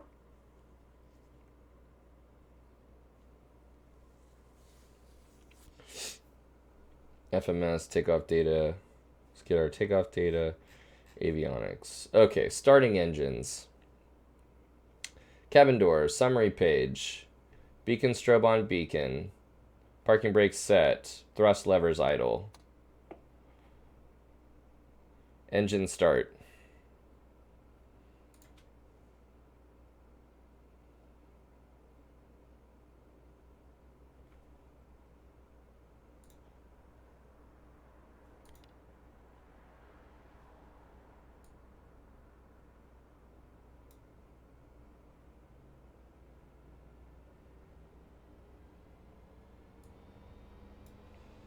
All right, N2 on the rise, and N1 right gen and right avionics. Temperature, pressure are good. Hydraulics is 3000. Let's go on the right or the left. Ignition.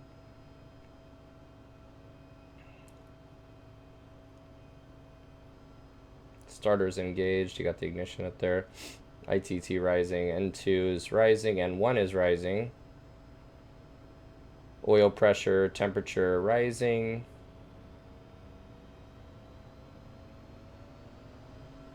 Left generator, left avionics.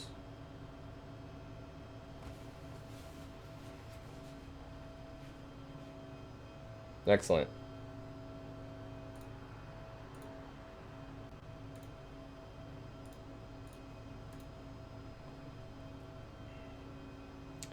So, other engine. So, emergency lights on, and then check on, and then arm.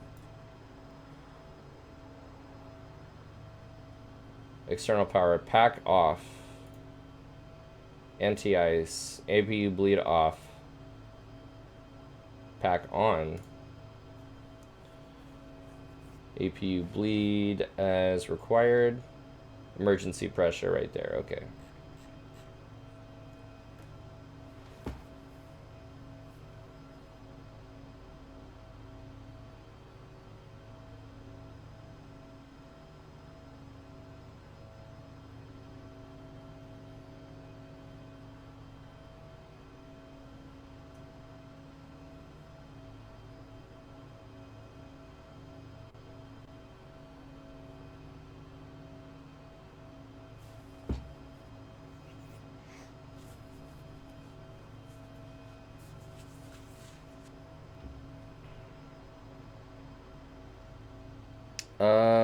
Okay.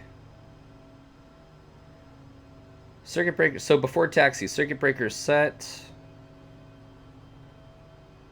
Volts, amps.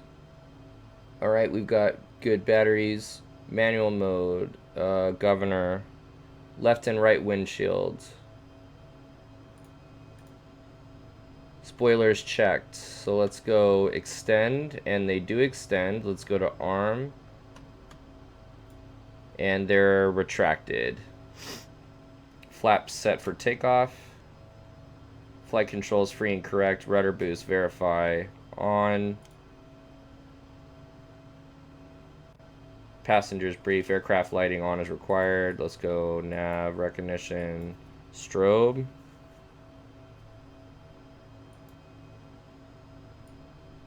For taxi. And smoking belts.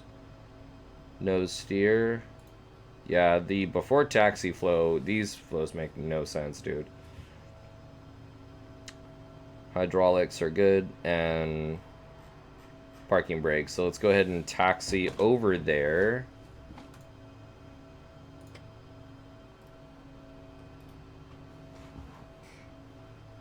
And actually, before we do that, just before I forget, again, let's do...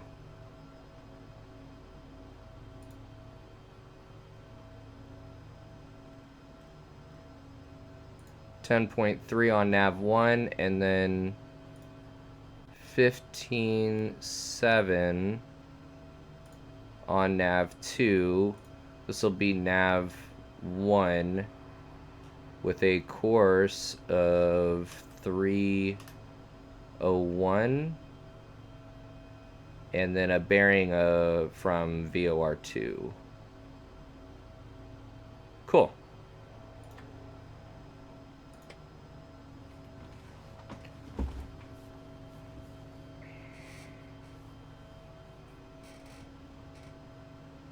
Dude, Taco, what are you drinking, dude?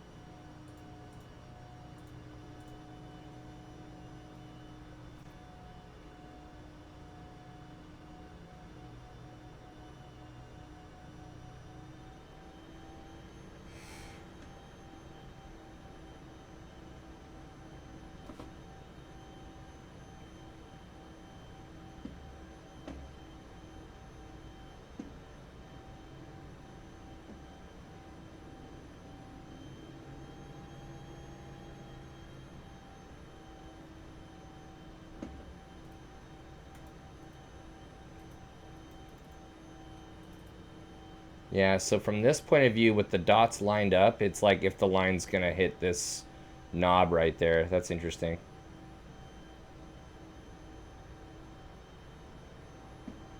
Flaps are set for takeoff.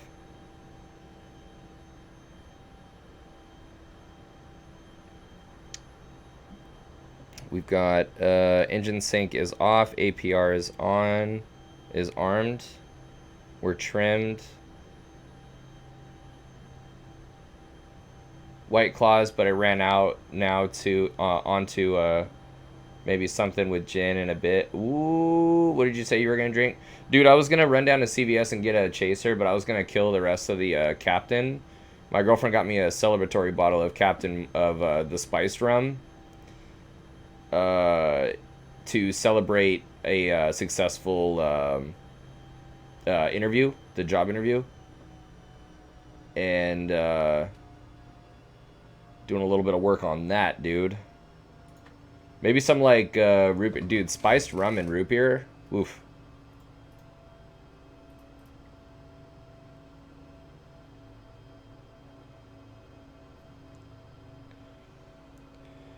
All right, before takeoff, so flight instruments checked, thrust reversers checked.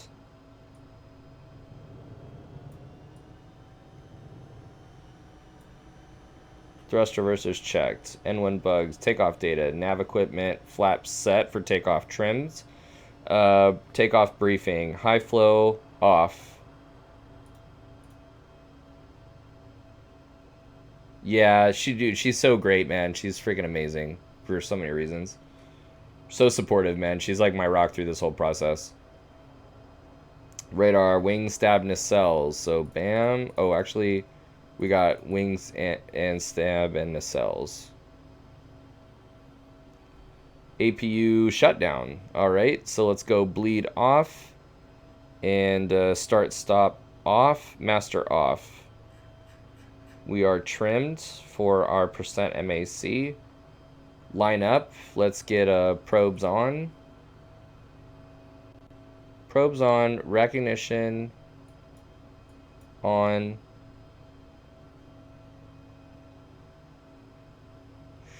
Well, so somebody actually in stream turned me on to this place where you could like buy books. or like it's like a subscription based like thing where you could like buy books, but it's called Scriber, I think, or something. I could send you the link actually right now. Here, let me send it to you.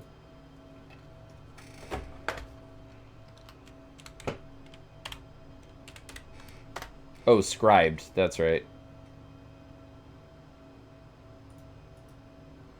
And it's so trippy because I found I'm working with the Bombardier actual quick reference handbook for the airplane for the Lear 45.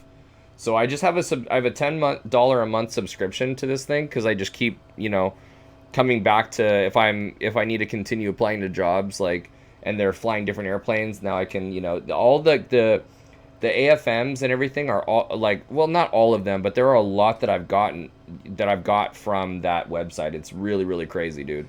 So check that out, and that's what I'm using for the Lear 45 is the quick reference handbook with the normal procedures and the emergency procedures. Pretty spectacular. Really, really a leg up on staying ahead of this process here while I get myself ready for class. Probes, recognition, landing taxi, beacon strobe to strobe. Augs hide on. APR armed. So, what was that? That was... These are on. These were off. That was on beacon. So, it was probes... wing stab nacelles, recognition, strobe, landing light is on.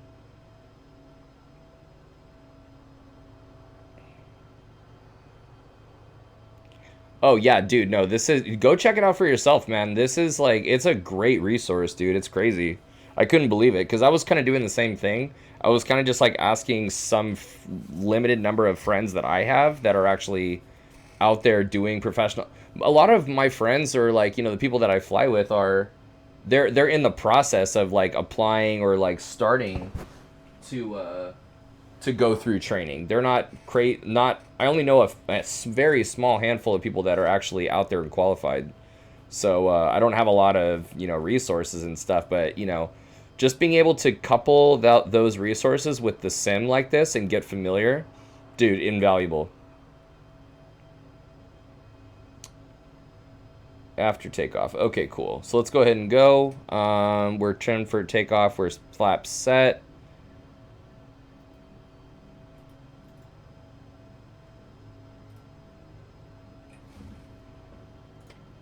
Clear for takeoff, runway 30, 451 Charlie Kilo, and auto spoilers are armed.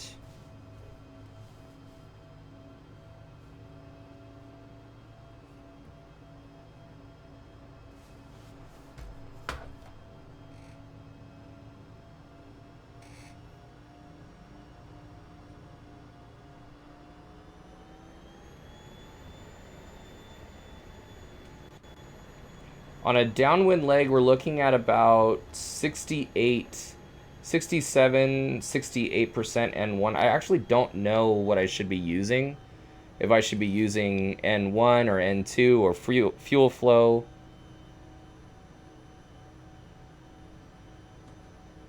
But I'm just taking all the data right now.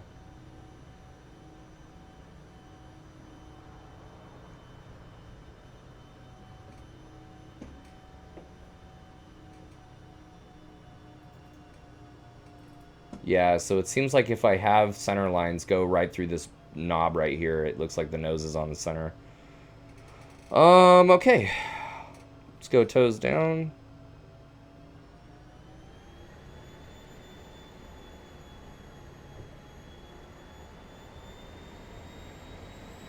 All right, let's go.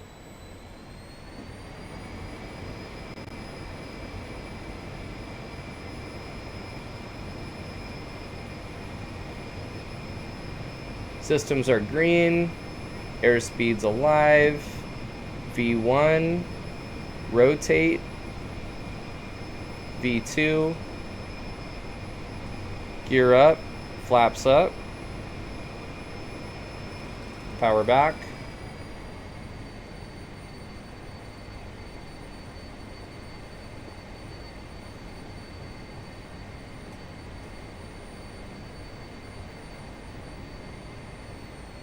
Oh, so you do, so Taco, you use N1?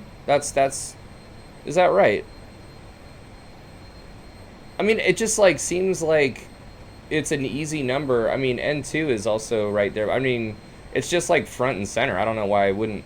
So 67, let's climb out. Very chill, very, very chill. We're looking for 67 or 68 in the pattern. And, oh, so what are your pattern numbers then for N1? Let's go like 70, let's go 71.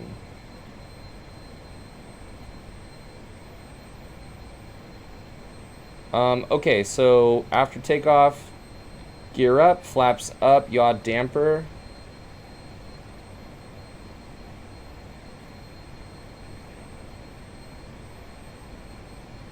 Spoiler retract, check. Anti-ice, wing stab, nacelles on, taxi light off.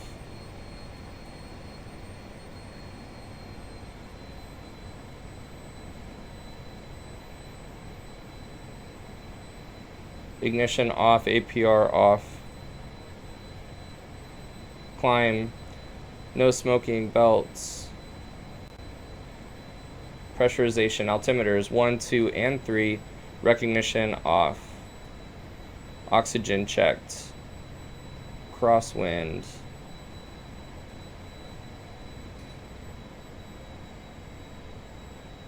And let's go downwind. Pressurization, cruise check.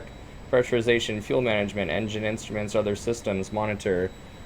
Volts are good, emergency volts, amps, temperature, main and up cum of 3000, altitude is good, oxygen is good, systems checked. Descent, pressurization, anti-ice. Oh shit.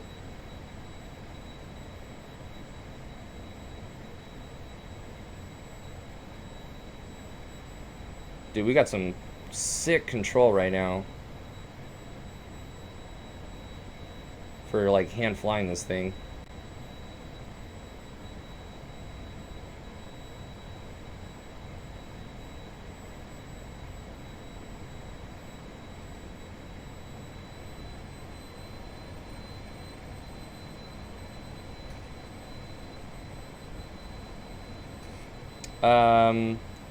Stabs and nacelles on. Recognition light on.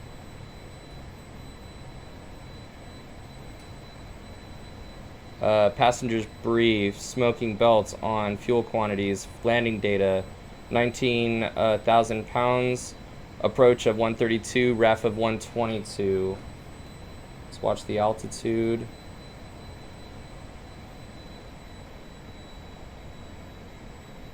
Alright, we're a beam.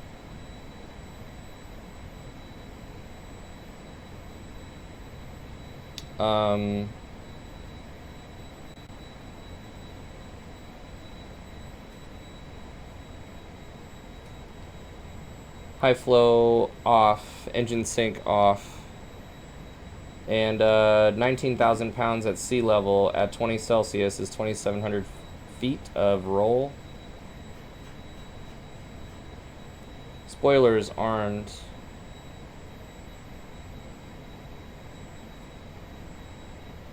Flaps 8. We are under flaps 1 speed.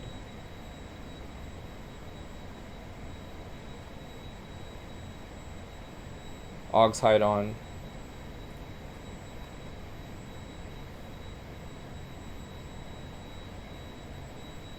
Gear down.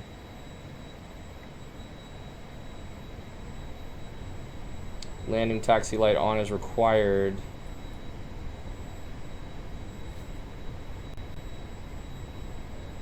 And let's go flaps.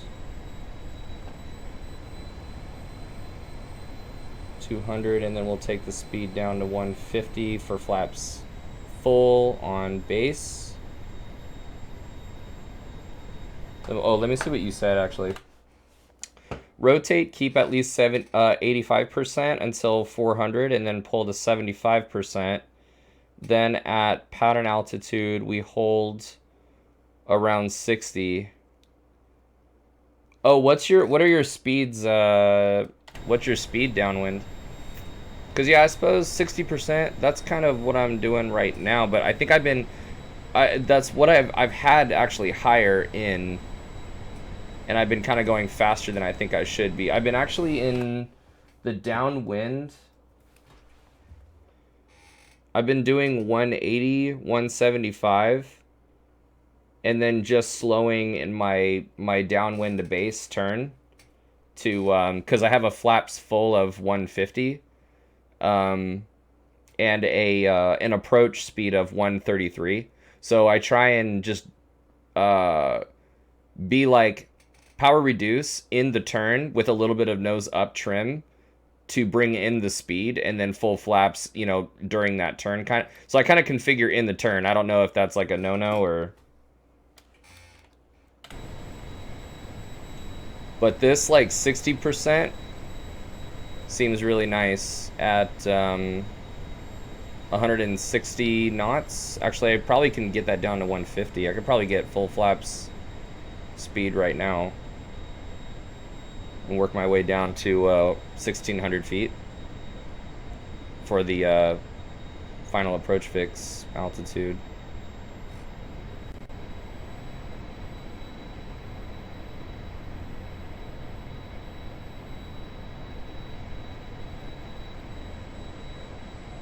But that's interesting. So you keep pattern altitude holding 60. So you're not really. So you're really slow cruise then.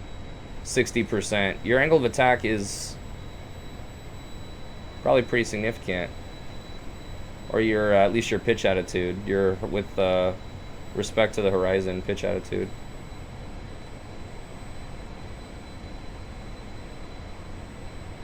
On the deck, we set flaps to 15, then takes flaps to 5 at 400 feet, and just set and fly the flaps 5 reference speed that the FMC calculates based on the weight. And then a beam landing, we go flat. Oh, so you actually, that makes sense too. Well, see,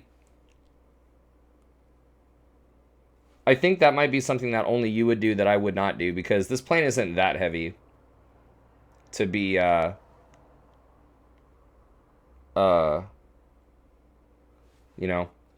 like flaps 1. Flaps 1 speed is it's pretty high, so I mean I could I suppose. That's an interesting thought, actually. I wonder if they would have me do that. If in the pattern, I should be doing flaps 1 the whole time. It's an interesting idea. Flaps 5 reference speed that the computer calculates, huh? And you just fly that speed throughout the pattern, and then once you start slowing down, we go flaps, beam the landing, we go flaps 15. But do you... When you're a beam the landing, are you you're not coming down though, right?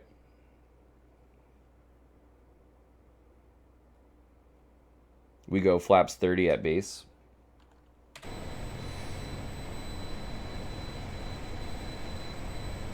See, like right now I could put full flaps in, and I really like that 60. Oh, yeah, I have flaps. Oh, I only have one. Oh, yeah. So I have flaps 8, 20, and 40. So I have 20 degrees right now. And this wants... Oh, I could probably start my base turn. This wants like 70%. It's interesting. But then here we are at 1,600 feet. See, I'm just holding the minimum I'm maintaining my minimum holding altitude at if you look at the ILS 30 into Long Beach, it's 1,600 feet is glide slope intercept. So they'd have me out here on a base, but then I should slow down to approach speed. Oh, when are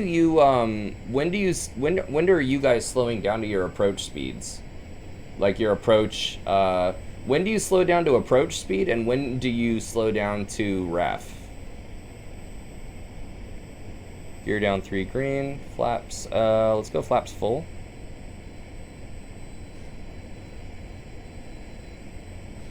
Nah, a beam landing, we drop gear, set flaps 15, and slow down some more. Then right before we start the turn toward final, we set flaps 30, slow down some more, and start coming down. I see. So that's actually what I'm doing. So you're level off at probably final approach at the glide slope intercept altitude. And then here we are. Okay, so interesting. So there's full flaps in the base to final, although I'm just going to fly a 30. I'm going to fly a 30 heading for the intercept and just keep it kind of fast. Actually, no. Based on what you said, that means I should be coming down right now to 133. Full flaps, geared down. Just really, really gradual.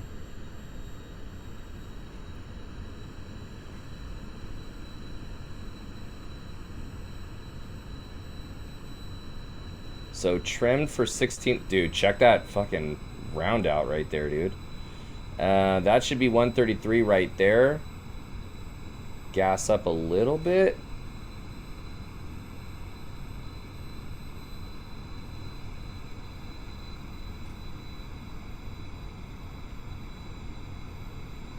And then here comes the localizer. So I'm at like 67% right now with full flaps, like fully landing configured. Which I suppose makes sense, because I'm sure for you too, like you're heavy. So with full flaps, you gotta, oh shit. With full flaps, I'm sure you're putting, you know, pretty considerable, like almost got 70% in there.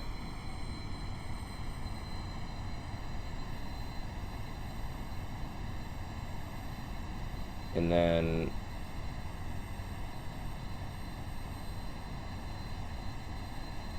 I'm just gonna hold minimum holding altitude right here.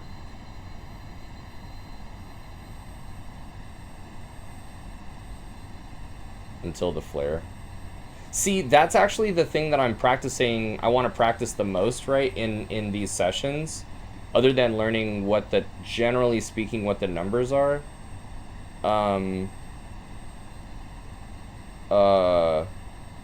The trick will be landing this thing. Gear down 3 green, spoilers armed, flaps full. Is making sure, one thing that I've been noticing is if I come in like one or like 2, 3, or 4, maybe like 3 knots above ref, and I ride that all the way down into ground effect, I'm able to put a little bit of nose up trim in there before I get into ground effect, and the plane kind of levels off with enough energy to take my hand off the power or off of the yoke to, like, oh shit, I need to get down there. Jesus Christ.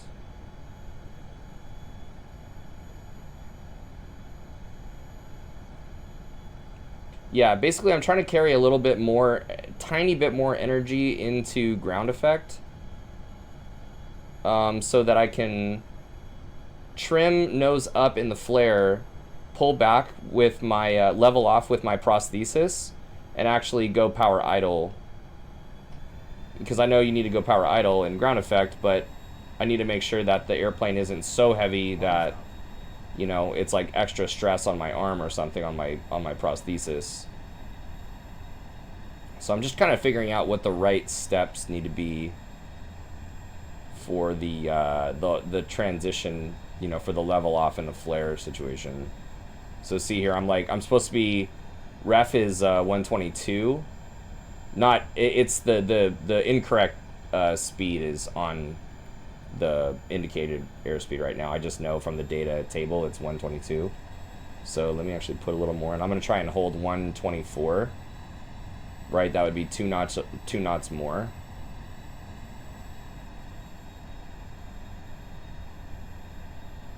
And I'm just gonna keep kind of trimming. I'm gonna see, I'm a little fast, but I'm gonna try and trim nose up. There's 124. No, there we go. 123. 300. So see, I'm starting to get below glide slope. So if I pitch a little bit nose up, yeah. See, I need a little more power now.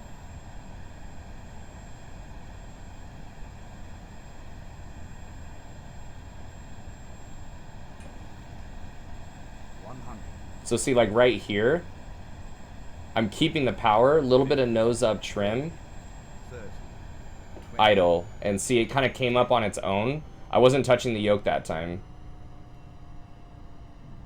And then there you go. So full power, flaps 8.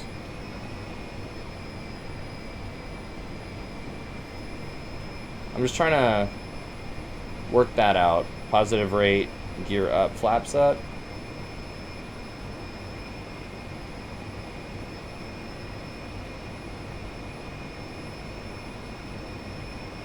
.400 feet.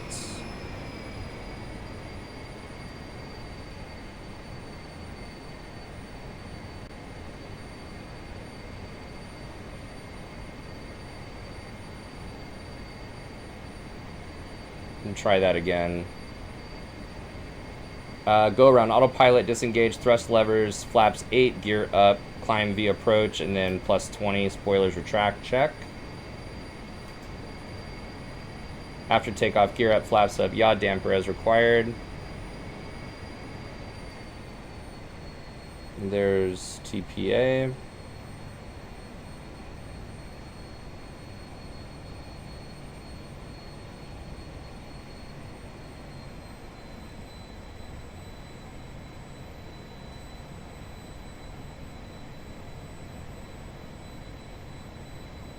Let's see, what'd you say?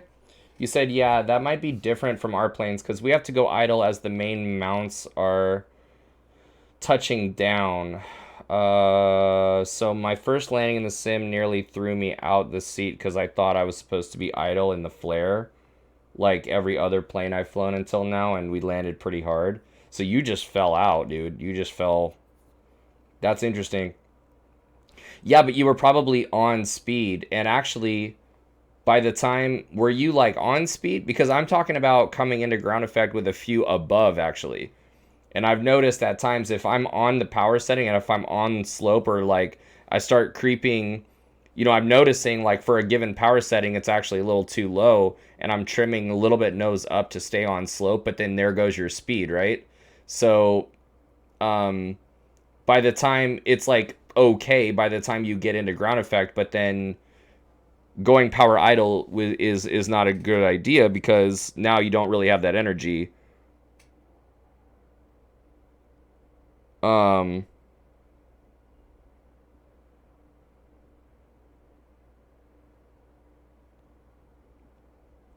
So I'm wondering if are you supposed so it sounds like you're supposed to go idle as it's touching the ground regardless. It wasn't a speed issue for you. It was like just because you're so heavy, that's why you do that. It was right at VREF, so that might have been. Yeah, that's the thing. So I noticed there's like a big difference, dude. Like if at least from what it feels like in here, if I can just be even just 2 or 3 above ref over the ground, like actually into ground effect, and like holding ref all the way down, you know, and not ref, you know, short final, but slowing, you know, now I'm 1 or 2 or 3 knots below. Like no, like ref all the way in and a couple knots faster than ref. It's like, dude, you're carrying some pretty good energy in there if you're into ground effect at 120, 122 or 124 knots. So I'm wondering if I'm carrying the energy, if it's actually okay depending on the weight, because this is not full or max gross by any means. But that's interesting though that you said. See, I'm having a juice up to like 70 right now, just to kind of. Oh, but you, yeah. I wonder what. Oh shit! I need to be turning.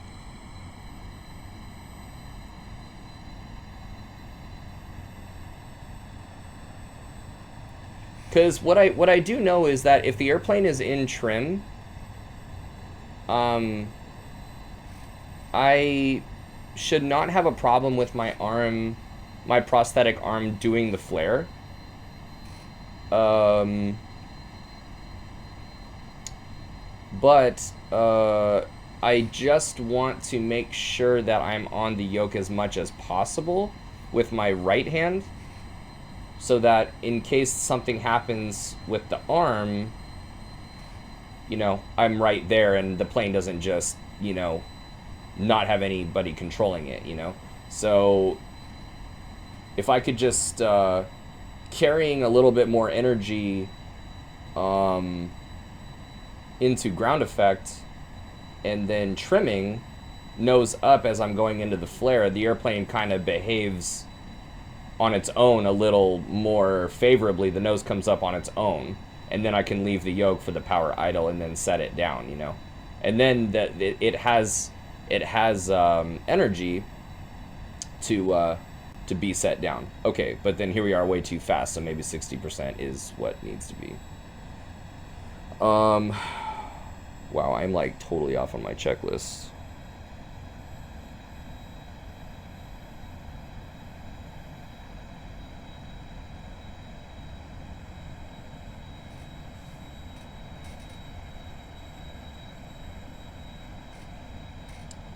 Alright, so climb, recognition light off, oxygen, cruise, other systems. So pressurization, stab nacelles are on, recognition light on.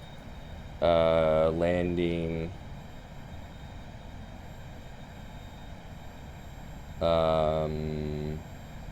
passengers briefed, smoking belts on. Landing data, ref, approach, and distance. So high flow off, engine sync is off. Flaps are, ooh, shit. Let's actually go flaps down. Or flaps 8.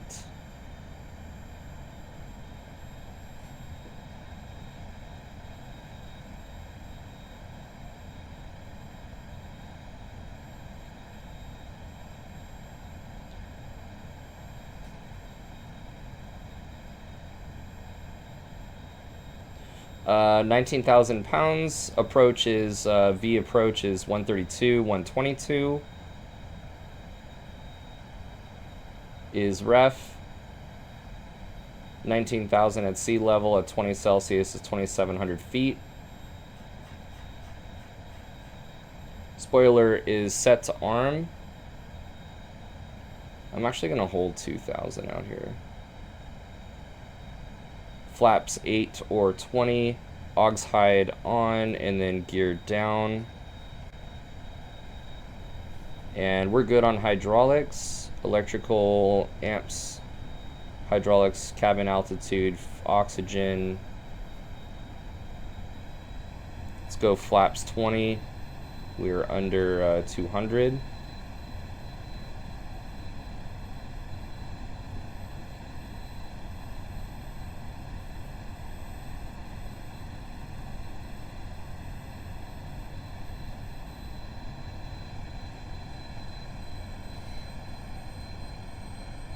And then flaps full out on base, holding 200, and we are under 150.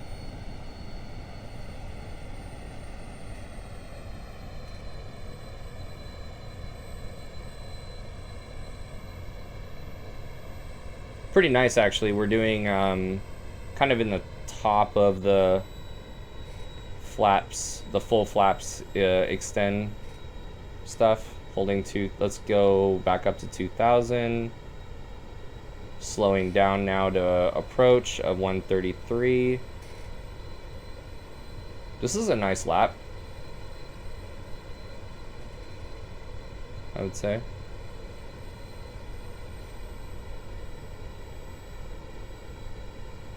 What are we at now? We're doing 66 on N1. 66 N1 full flaps, full landing configuration. Level. We're just eking on down to approach speed. A little bit of nose up trim will take us there a little bit more.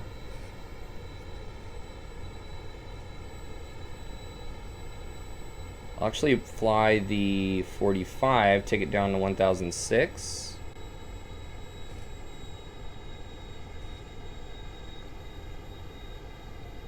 This is nice. 132 nailed, and we're what, 6 or yeah.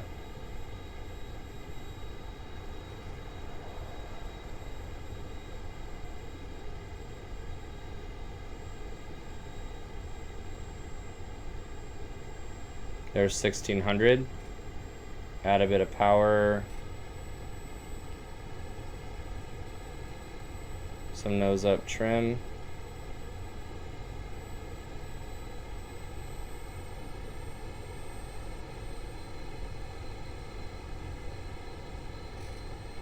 This is a good lap.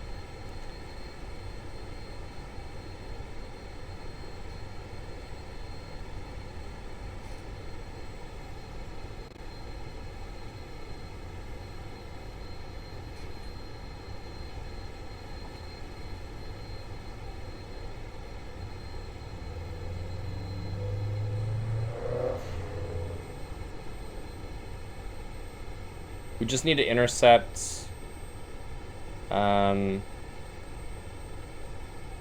the localizer before the VOR2 bearing pointer is at 196, so I'm not terribly worried. Need to get back down to 16 actually. It's kind of a cool view.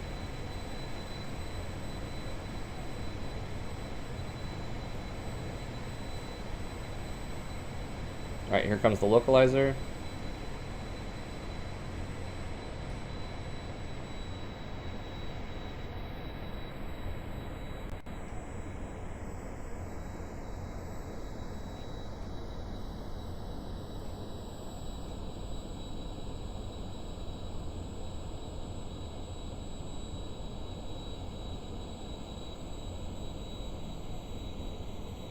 There's 1600.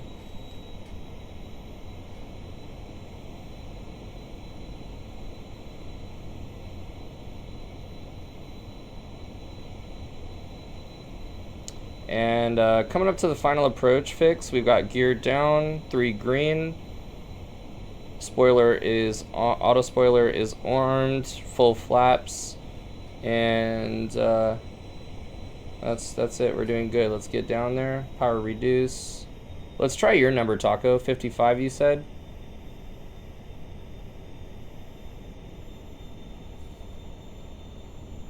That might be. Oh shit! Hold on.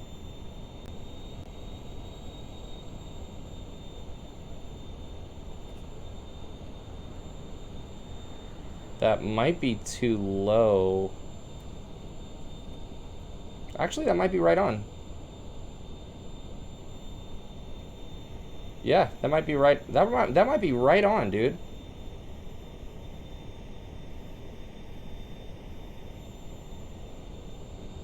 I need to get back on localizer and on slope. Yeah, I think that I was doing good. I think that is what it is. Let me just try and get back on. I'm actually going to try and get a little bit above. You know, like maybe a half a dot above. Not even actually. I'll try and get just barely above. Barely above. And then we'll just pitch for that speed. Now we're too slow. But if we could just re-intercept.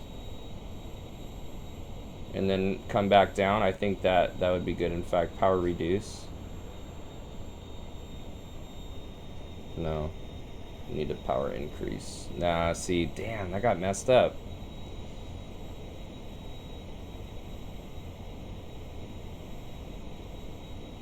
Let's see if I can get the speed back with the same power setting. There we go, good. 500. Short final, gear down 3 green, full flaps, spoilers auto is armed. 400. See, this is pretty nice. I'm gonna pitch right now for that glide slope and get that speed back.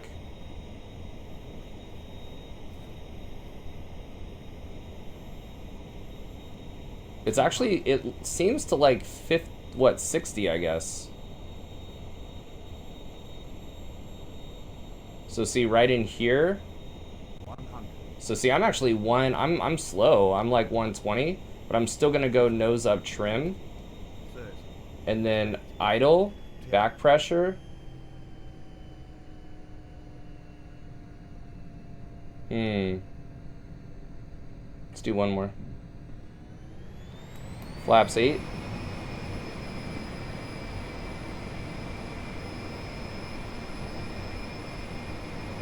Positive rate, gear up, flaps up.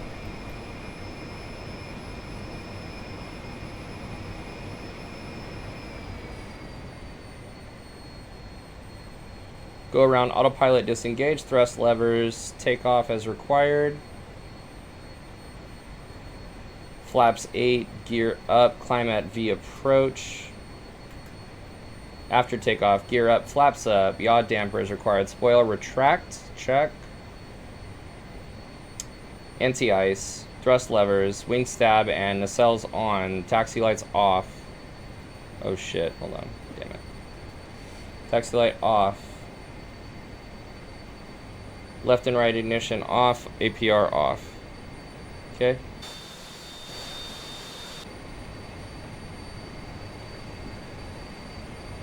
Climb, no smoking, and belt as required. Pressurization check. Altimeters 1, 2, and 3. Here comes 2000. Crosswind.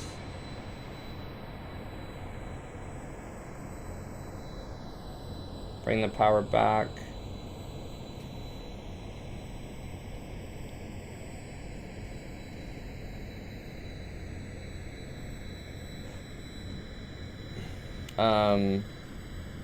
Recognition light off.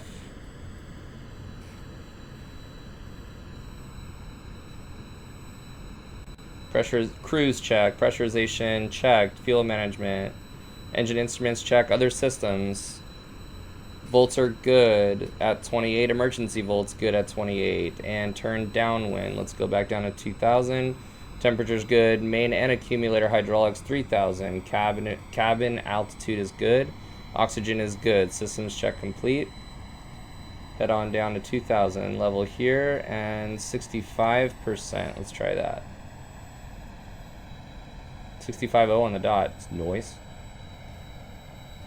Descent. Pressurization. Thrust levers, wing stab, and nacelles on check. This is a good lap already. Altimeters 1, 2, and 3. Recognition light on. Passengers brief, smoking belts check. Landing data, VREF. Approach setup, crew briefing. High flow is off, engine sync is off. 19,000 pounds, approach speed's 132, ref is 122. Sea level at 20 Celsius, 2,700 feet of roll. Spoiler is armed. Flaps. Let's go 8. Augs hide on. And we are not a beam yet, so we'll put gear and stuff at a beam.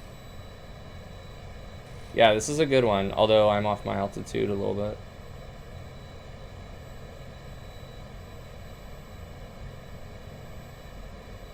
Okay, so we've got spoiler armed, flaps. We got full flaps and gear down to go. Taxi lights on. Flaps down to go. Okay. Sounds good. Sounds good. 60%. Let's try 63. And, oh, we're past a beam. So, aux hide on, gear down, flaps 20.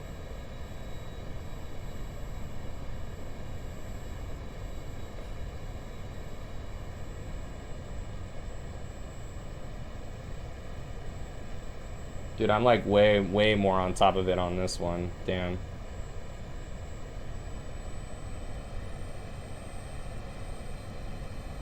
I think the airplane slow cruise in the downwind really seems to like 160. I was flying it a little faster.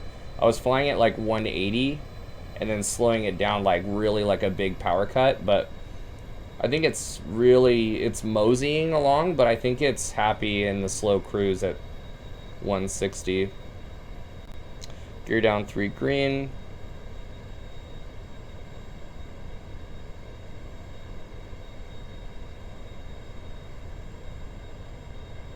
And now we're just waiting for So, Taco, wait, are you putting the gear down in the downwind, or are you putting gear down at the final approach fix? Like, you're flying the pattern, and I'm assuming you're coming around for the, like an ILS, right? And you're passing a final approach fix? Because I'm thinking, like, should I be waiting for my gear to put my gear down at the final approach fix at glide slope intercept?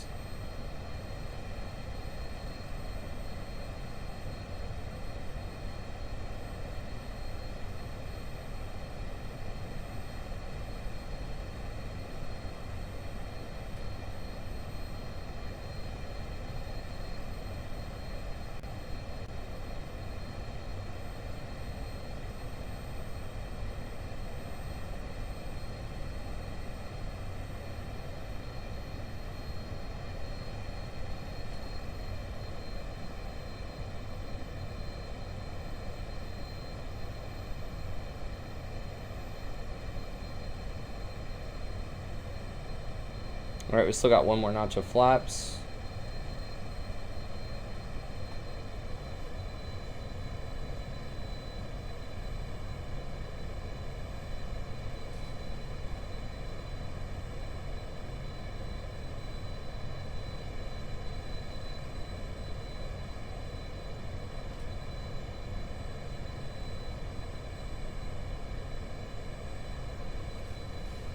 We fly it entirely VFR. I'll see if I can find a graphic of it in my book. Well, like right now I'm flying it totally VFR as well. But I was just curious if you use the guidance. Like if you fly the pattern obviously VFR, but I'm wondering if you use the guidance at all, you know, for like a reference or something. Alright, full flaps. Oh shit, no. Full, like, take that flaps off.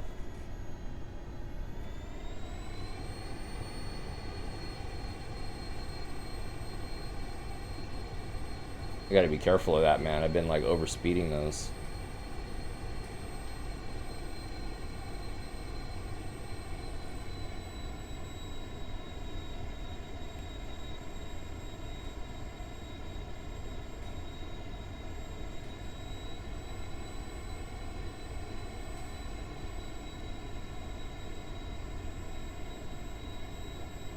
Oh, interesting. Okay.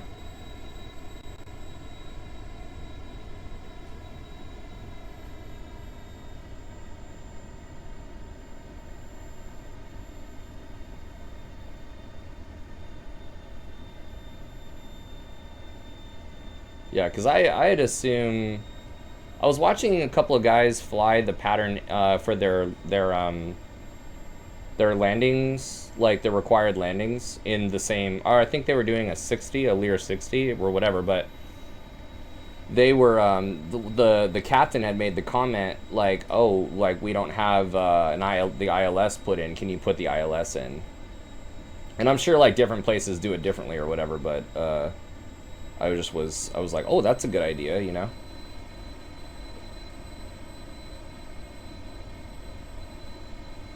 but I wasn't sure.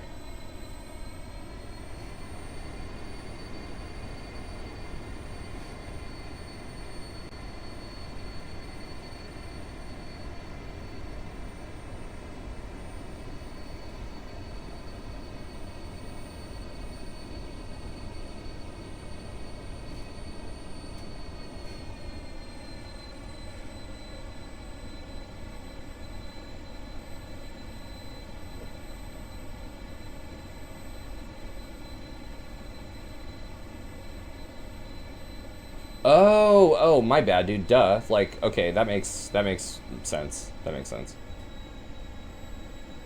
Yeah. See, like, they're like a whole gang of them of airports over here that I'd be work. In fact, yeah, I believe the one that I would be. This isn't where I'd be operating out of. It just in Aerofly, there is not. I don't have the Midwest. It's just like Southwest, I guess, United States. And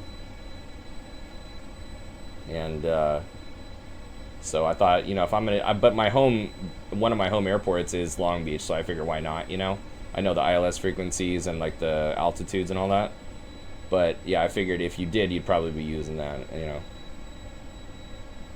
helps with the sight picture and everything, and like kind of being able to focus on what the numbers actually are in order to maintain something established.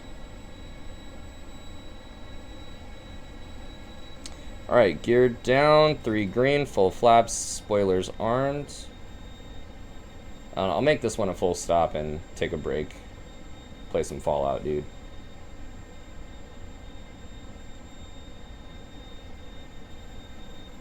So, kind of like you said, 55 is quite nice if I don't lose it, but see, like, look at this, man, like, barely above, 2 or 3 knots above. 55% is really where it's at. And if I could just, ooh, don't lose it though, shit, oh, I lost it, damn it. Maybe 57 to get it back. One's up. Damn, I lost it, shit, I had it there for a second.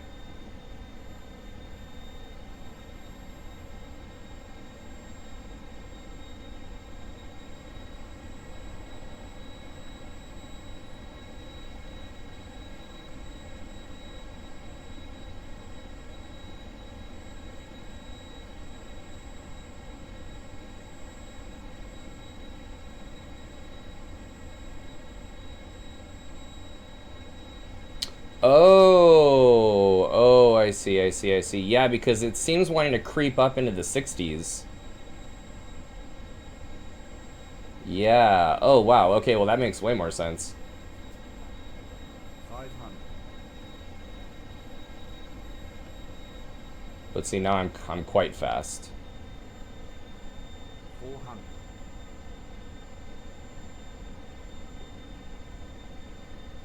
Got the center line lined up right with that knob. 300. Cool. Oh, shit. Low.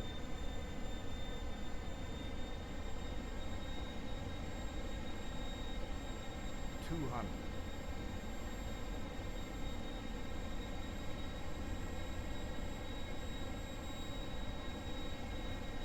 100. 50. 40. 30. 20. See, that, I think that is the trick. And then just make sure if you carry, see, the risk with that is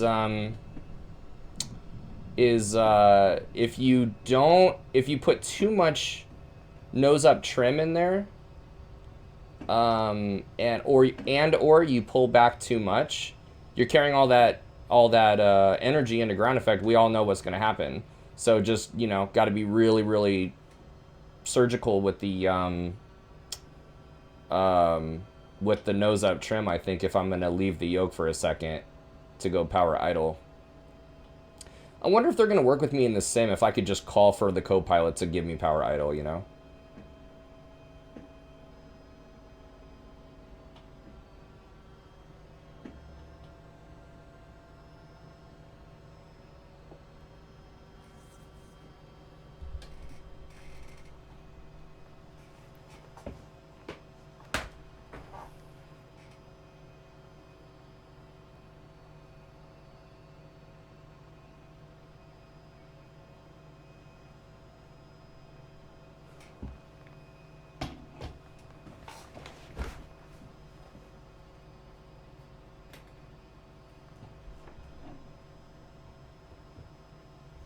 I actually wanted to ask you: are you finding that your sim instructors and uh, well, you probably haven't met your check examiner yet, but are you finding that your sim instructors are fairly flexible on, you know, techniques? Like, obviously, certain procedures need to get done, and they're not going to change that. But are you finding that um, that they are kind of nice about letting guys like do what they need to do to get those procedures done? Because like basically my biggest thing right now is I need the instructors to be okay with um, my prosthetic arm being on the yoke and my right hand reaching across my body for the power.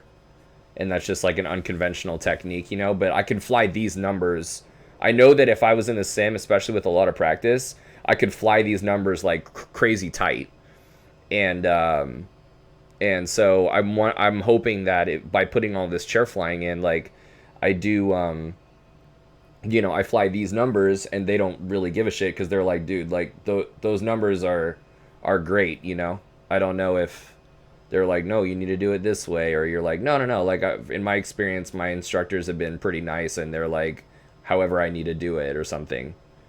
Or have you come across any of your own like sort of hiccups where you need it to be done you do it a certain way different from how they do it, but they're like cool with it?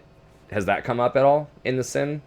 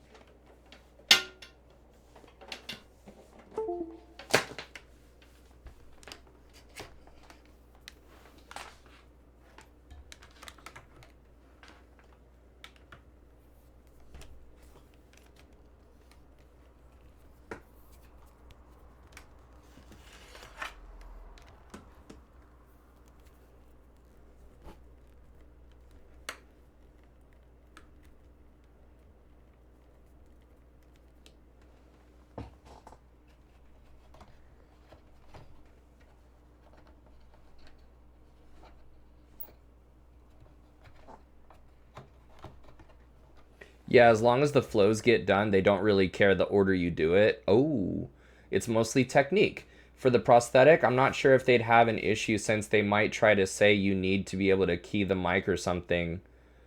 Um, well, so uh interesting. A couple things about that actually. First of all, I believe the mic is on the right side. It's on the in the SIC seat. It's on the right side of the yoke. So I mean, if I'm managing power, like yeah, like I'll need to like come over, but I'm wondering if the second thing is so like in normal cruise flight, like I'm not even touching the power really, so I'm over on the right side anyways. The right, it's right here, so that's good. um but like for example, like where it's power and communication, like on an instrument approach, let's say, or something. I'm wondering if I could just coordinate with the other guy to just say like, hey, if I'm on the power, like you have the radios, or maybe just designate like, your radios because I'm flying right now or something, you know. In fact, I've seen a lot of that. I've seen a lot of the isn't the pilot monitoring the guy that's on the radios, or no?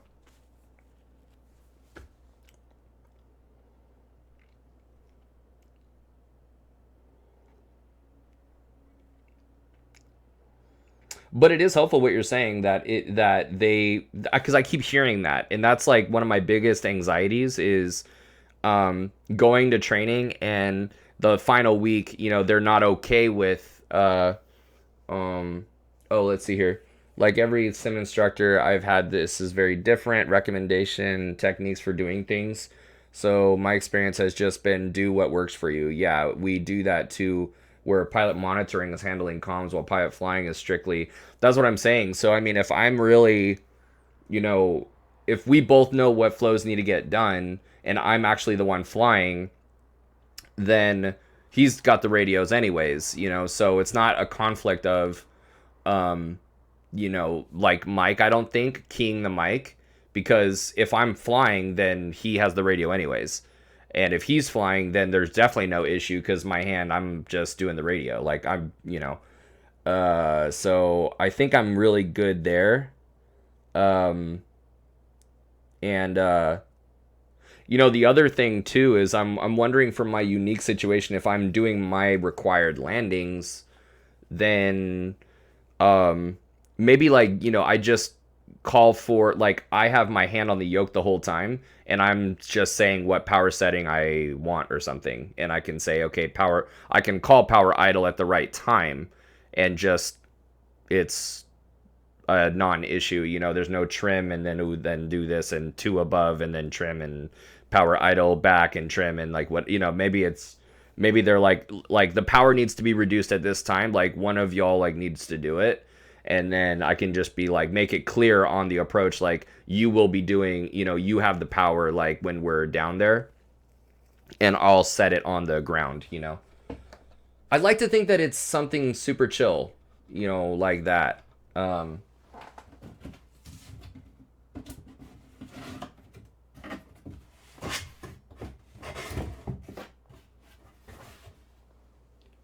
But dude, talking with you is the shit, man, because it's really, really insightful. It's really, really insightful.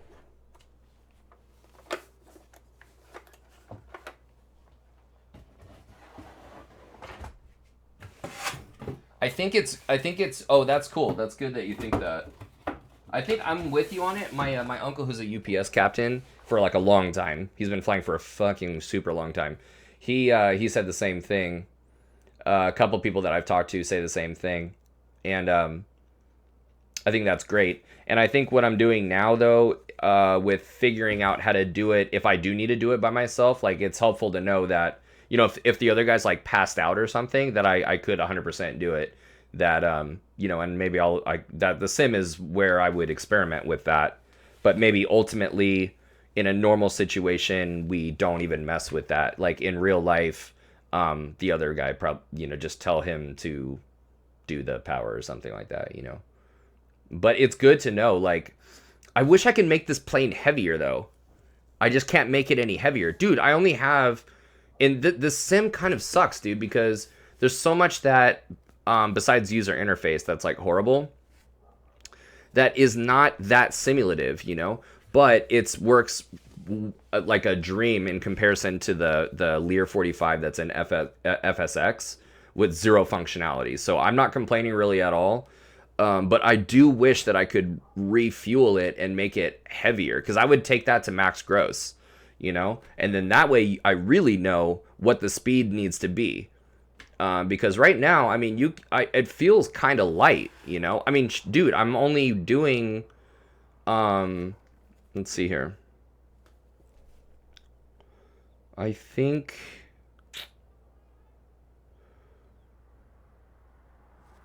what was I doing? I think it was 600, no, it was 1,200 kilos, I think.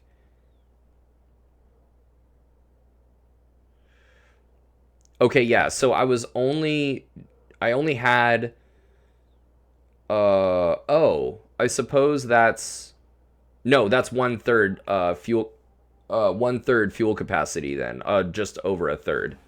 See, so it doesn't let you change the weight, dude. In this sim that I was using is Aerofly FS2, and I'm like, dude, it has a really nice looking Lear 45, like you saw it, and like you could go through all the flows and like the buttons and everything, and like it's got a co-pilot view and all that stuff. It's super sick, but it's like, dude, I can't make it heavy. I only have 1/3 tanks, like 1/3 of my fuel weight. It's like, dude, you fill those things up, man, and make it really, 19,000 pounds. But, I think it's definitely good. Like it's definitely helping a lot for sure. Cause these checklists are the actual ones. Like, dude, I forget if did I tell you that I actually sat in one?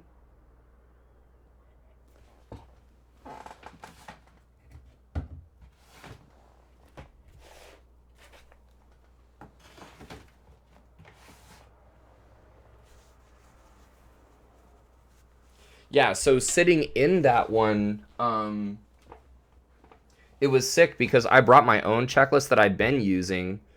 But then I look next to me and there's the laminated checklist right there, and the huge ass like quick reference handbook, and the checklist is exactly the one that I'm using. So the fact that I could sit there in the cockpit, use the real checklists, and I didn't know I don't know what the company is that I'm gonna go to, but this was at a different company, same plane, same model, I guess. Um, but the checklist I was using is the actual one, and so I don't know, like the benefit is it's invaluable. But damn, I really wish that I could just that extra thing would be really really helpful to make it heavy, because the other sims that I use, X-Plane and 2020, obviously we can add fuel to those, but those aren't really heavy airplanes. The Bravo, let me look again. I think the Bravo is the heaviest airplane that I had, the heaviest business jet that I have. And that's in X-Plane, the Citation 550. Citation 550 max gross. Oh, wait, I guess. Yeah, dude, max gross full fuel and like full everything is 14,000 pounds. And that's not even landing weight. That's takeoff weight, dude. What's the max landing weight? Max landing weight.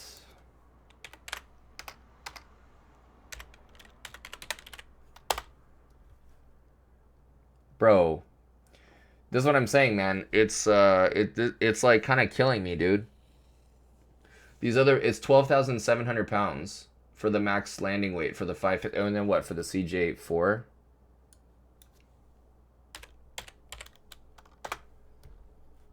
Oh no, CJ4, dude, that's the better one. 15,000 pounds, almost 16,000 pounds. The Lear 45 is a 19,200. So that might actually be the better way to go. And I do have the working title, so I could do that, Pilot Edge. I think that's the way to go. Hand flying the CJ4 in 2020. Okay, that's good to know. I thought it was the other way around. Interesting. Max landing weight of 15,660. Max takeoff weight of 17,000, essentially 17,000 pounds. So there you go.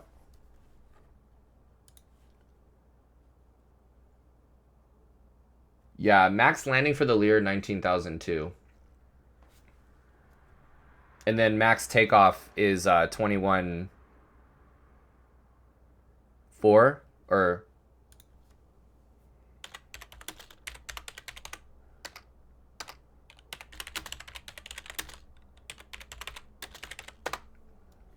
21,5. 21,5. Gotta go through those flashcards.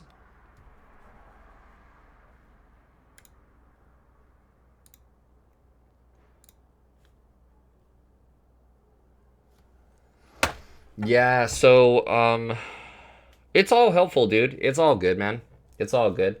Oh, I wanted to ask you, in your training, how much access do you have? Now it's probably going to be different because you have like Primo 121, like, regional like stuff, but I'm just wondering, I got to do that too. Too many ops limit flashcards to relearn. Oh my god, I know, dude. Seriously. But dude, Quizlet, man, for real. I've been doing memory items, limitations.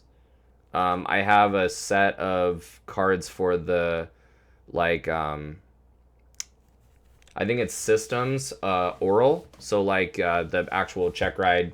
Some like dude, it's 140 questions, 140 cards for the check ride. Um, and just dude, the cards are so helpful. Oh my god, so helpful. And the fact that they're just like publicly available, freaking nuts, dude. Oh yeah, no, I was gonna ask you. Oh wait, hold on, sorry.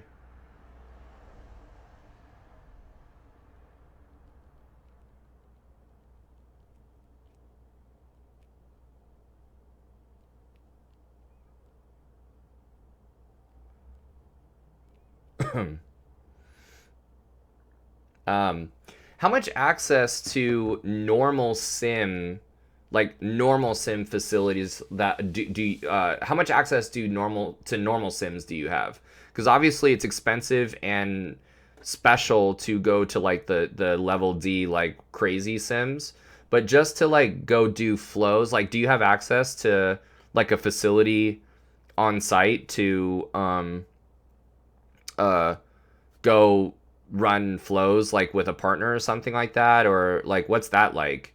Because that would be really cool. I don't know if the 135 place I'm going to has the same thing, but that'd be super dope if they like, you know, I'd be in that thing all day long just learning, going through the QRH and running emergencies and stuff.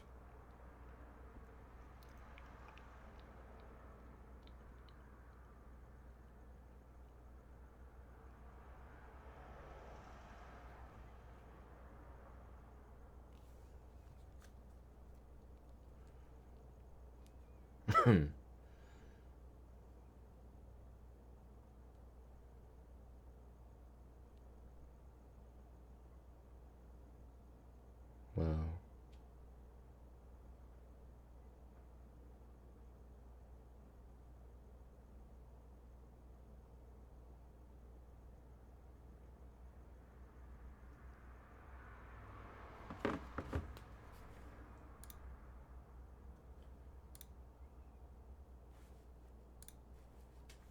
Nah, the computers in the sim building have videos of the checklist and flows, but other than that, there's nothing we can sit in or flip actual switches and accept the plane or the actual sim. Damn. Okay.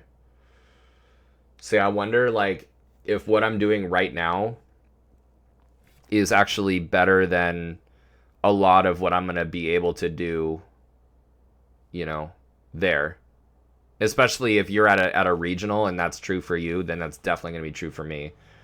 Um, Obviously, you know, they're gonna give. Well, I'm assuming they're gonna give like posters and stuff, but it's like, damn. Now, I guess maybe it is better because at least in the hotel, like you can sit there with the posters and just like go crazy all, and you can, you know, I was reading online like people can form study groups or whatever, and you guys go over and like run simulations like you know in front of the poster. But yeah, like in terms of actually sitting, you know, in the sim right now, I'm essentially chair flying this sim. Um, uh, Being able to kind of flip switches, so to speak, and like go through flows and spend time in there and turn things on, turn things off, and like, you know, get the indications and see things moving and shit like that is probably way better than anything I'm going to be able to do there other than, you know, obviously the sim, but probably benefits like pros and cons to either one because in the other scenario at the facility, I'm going to have probably some studying partners and stuff and um, the ability to sit in front of a poster all night long and just, I don't know, man. I don't know. But dude, actually, you know what? I'm gonna be right back. I'm gonna run down the street. I'm gonna get something to drink. Come back, and dude, finish up this captain, dude. I'll be right back.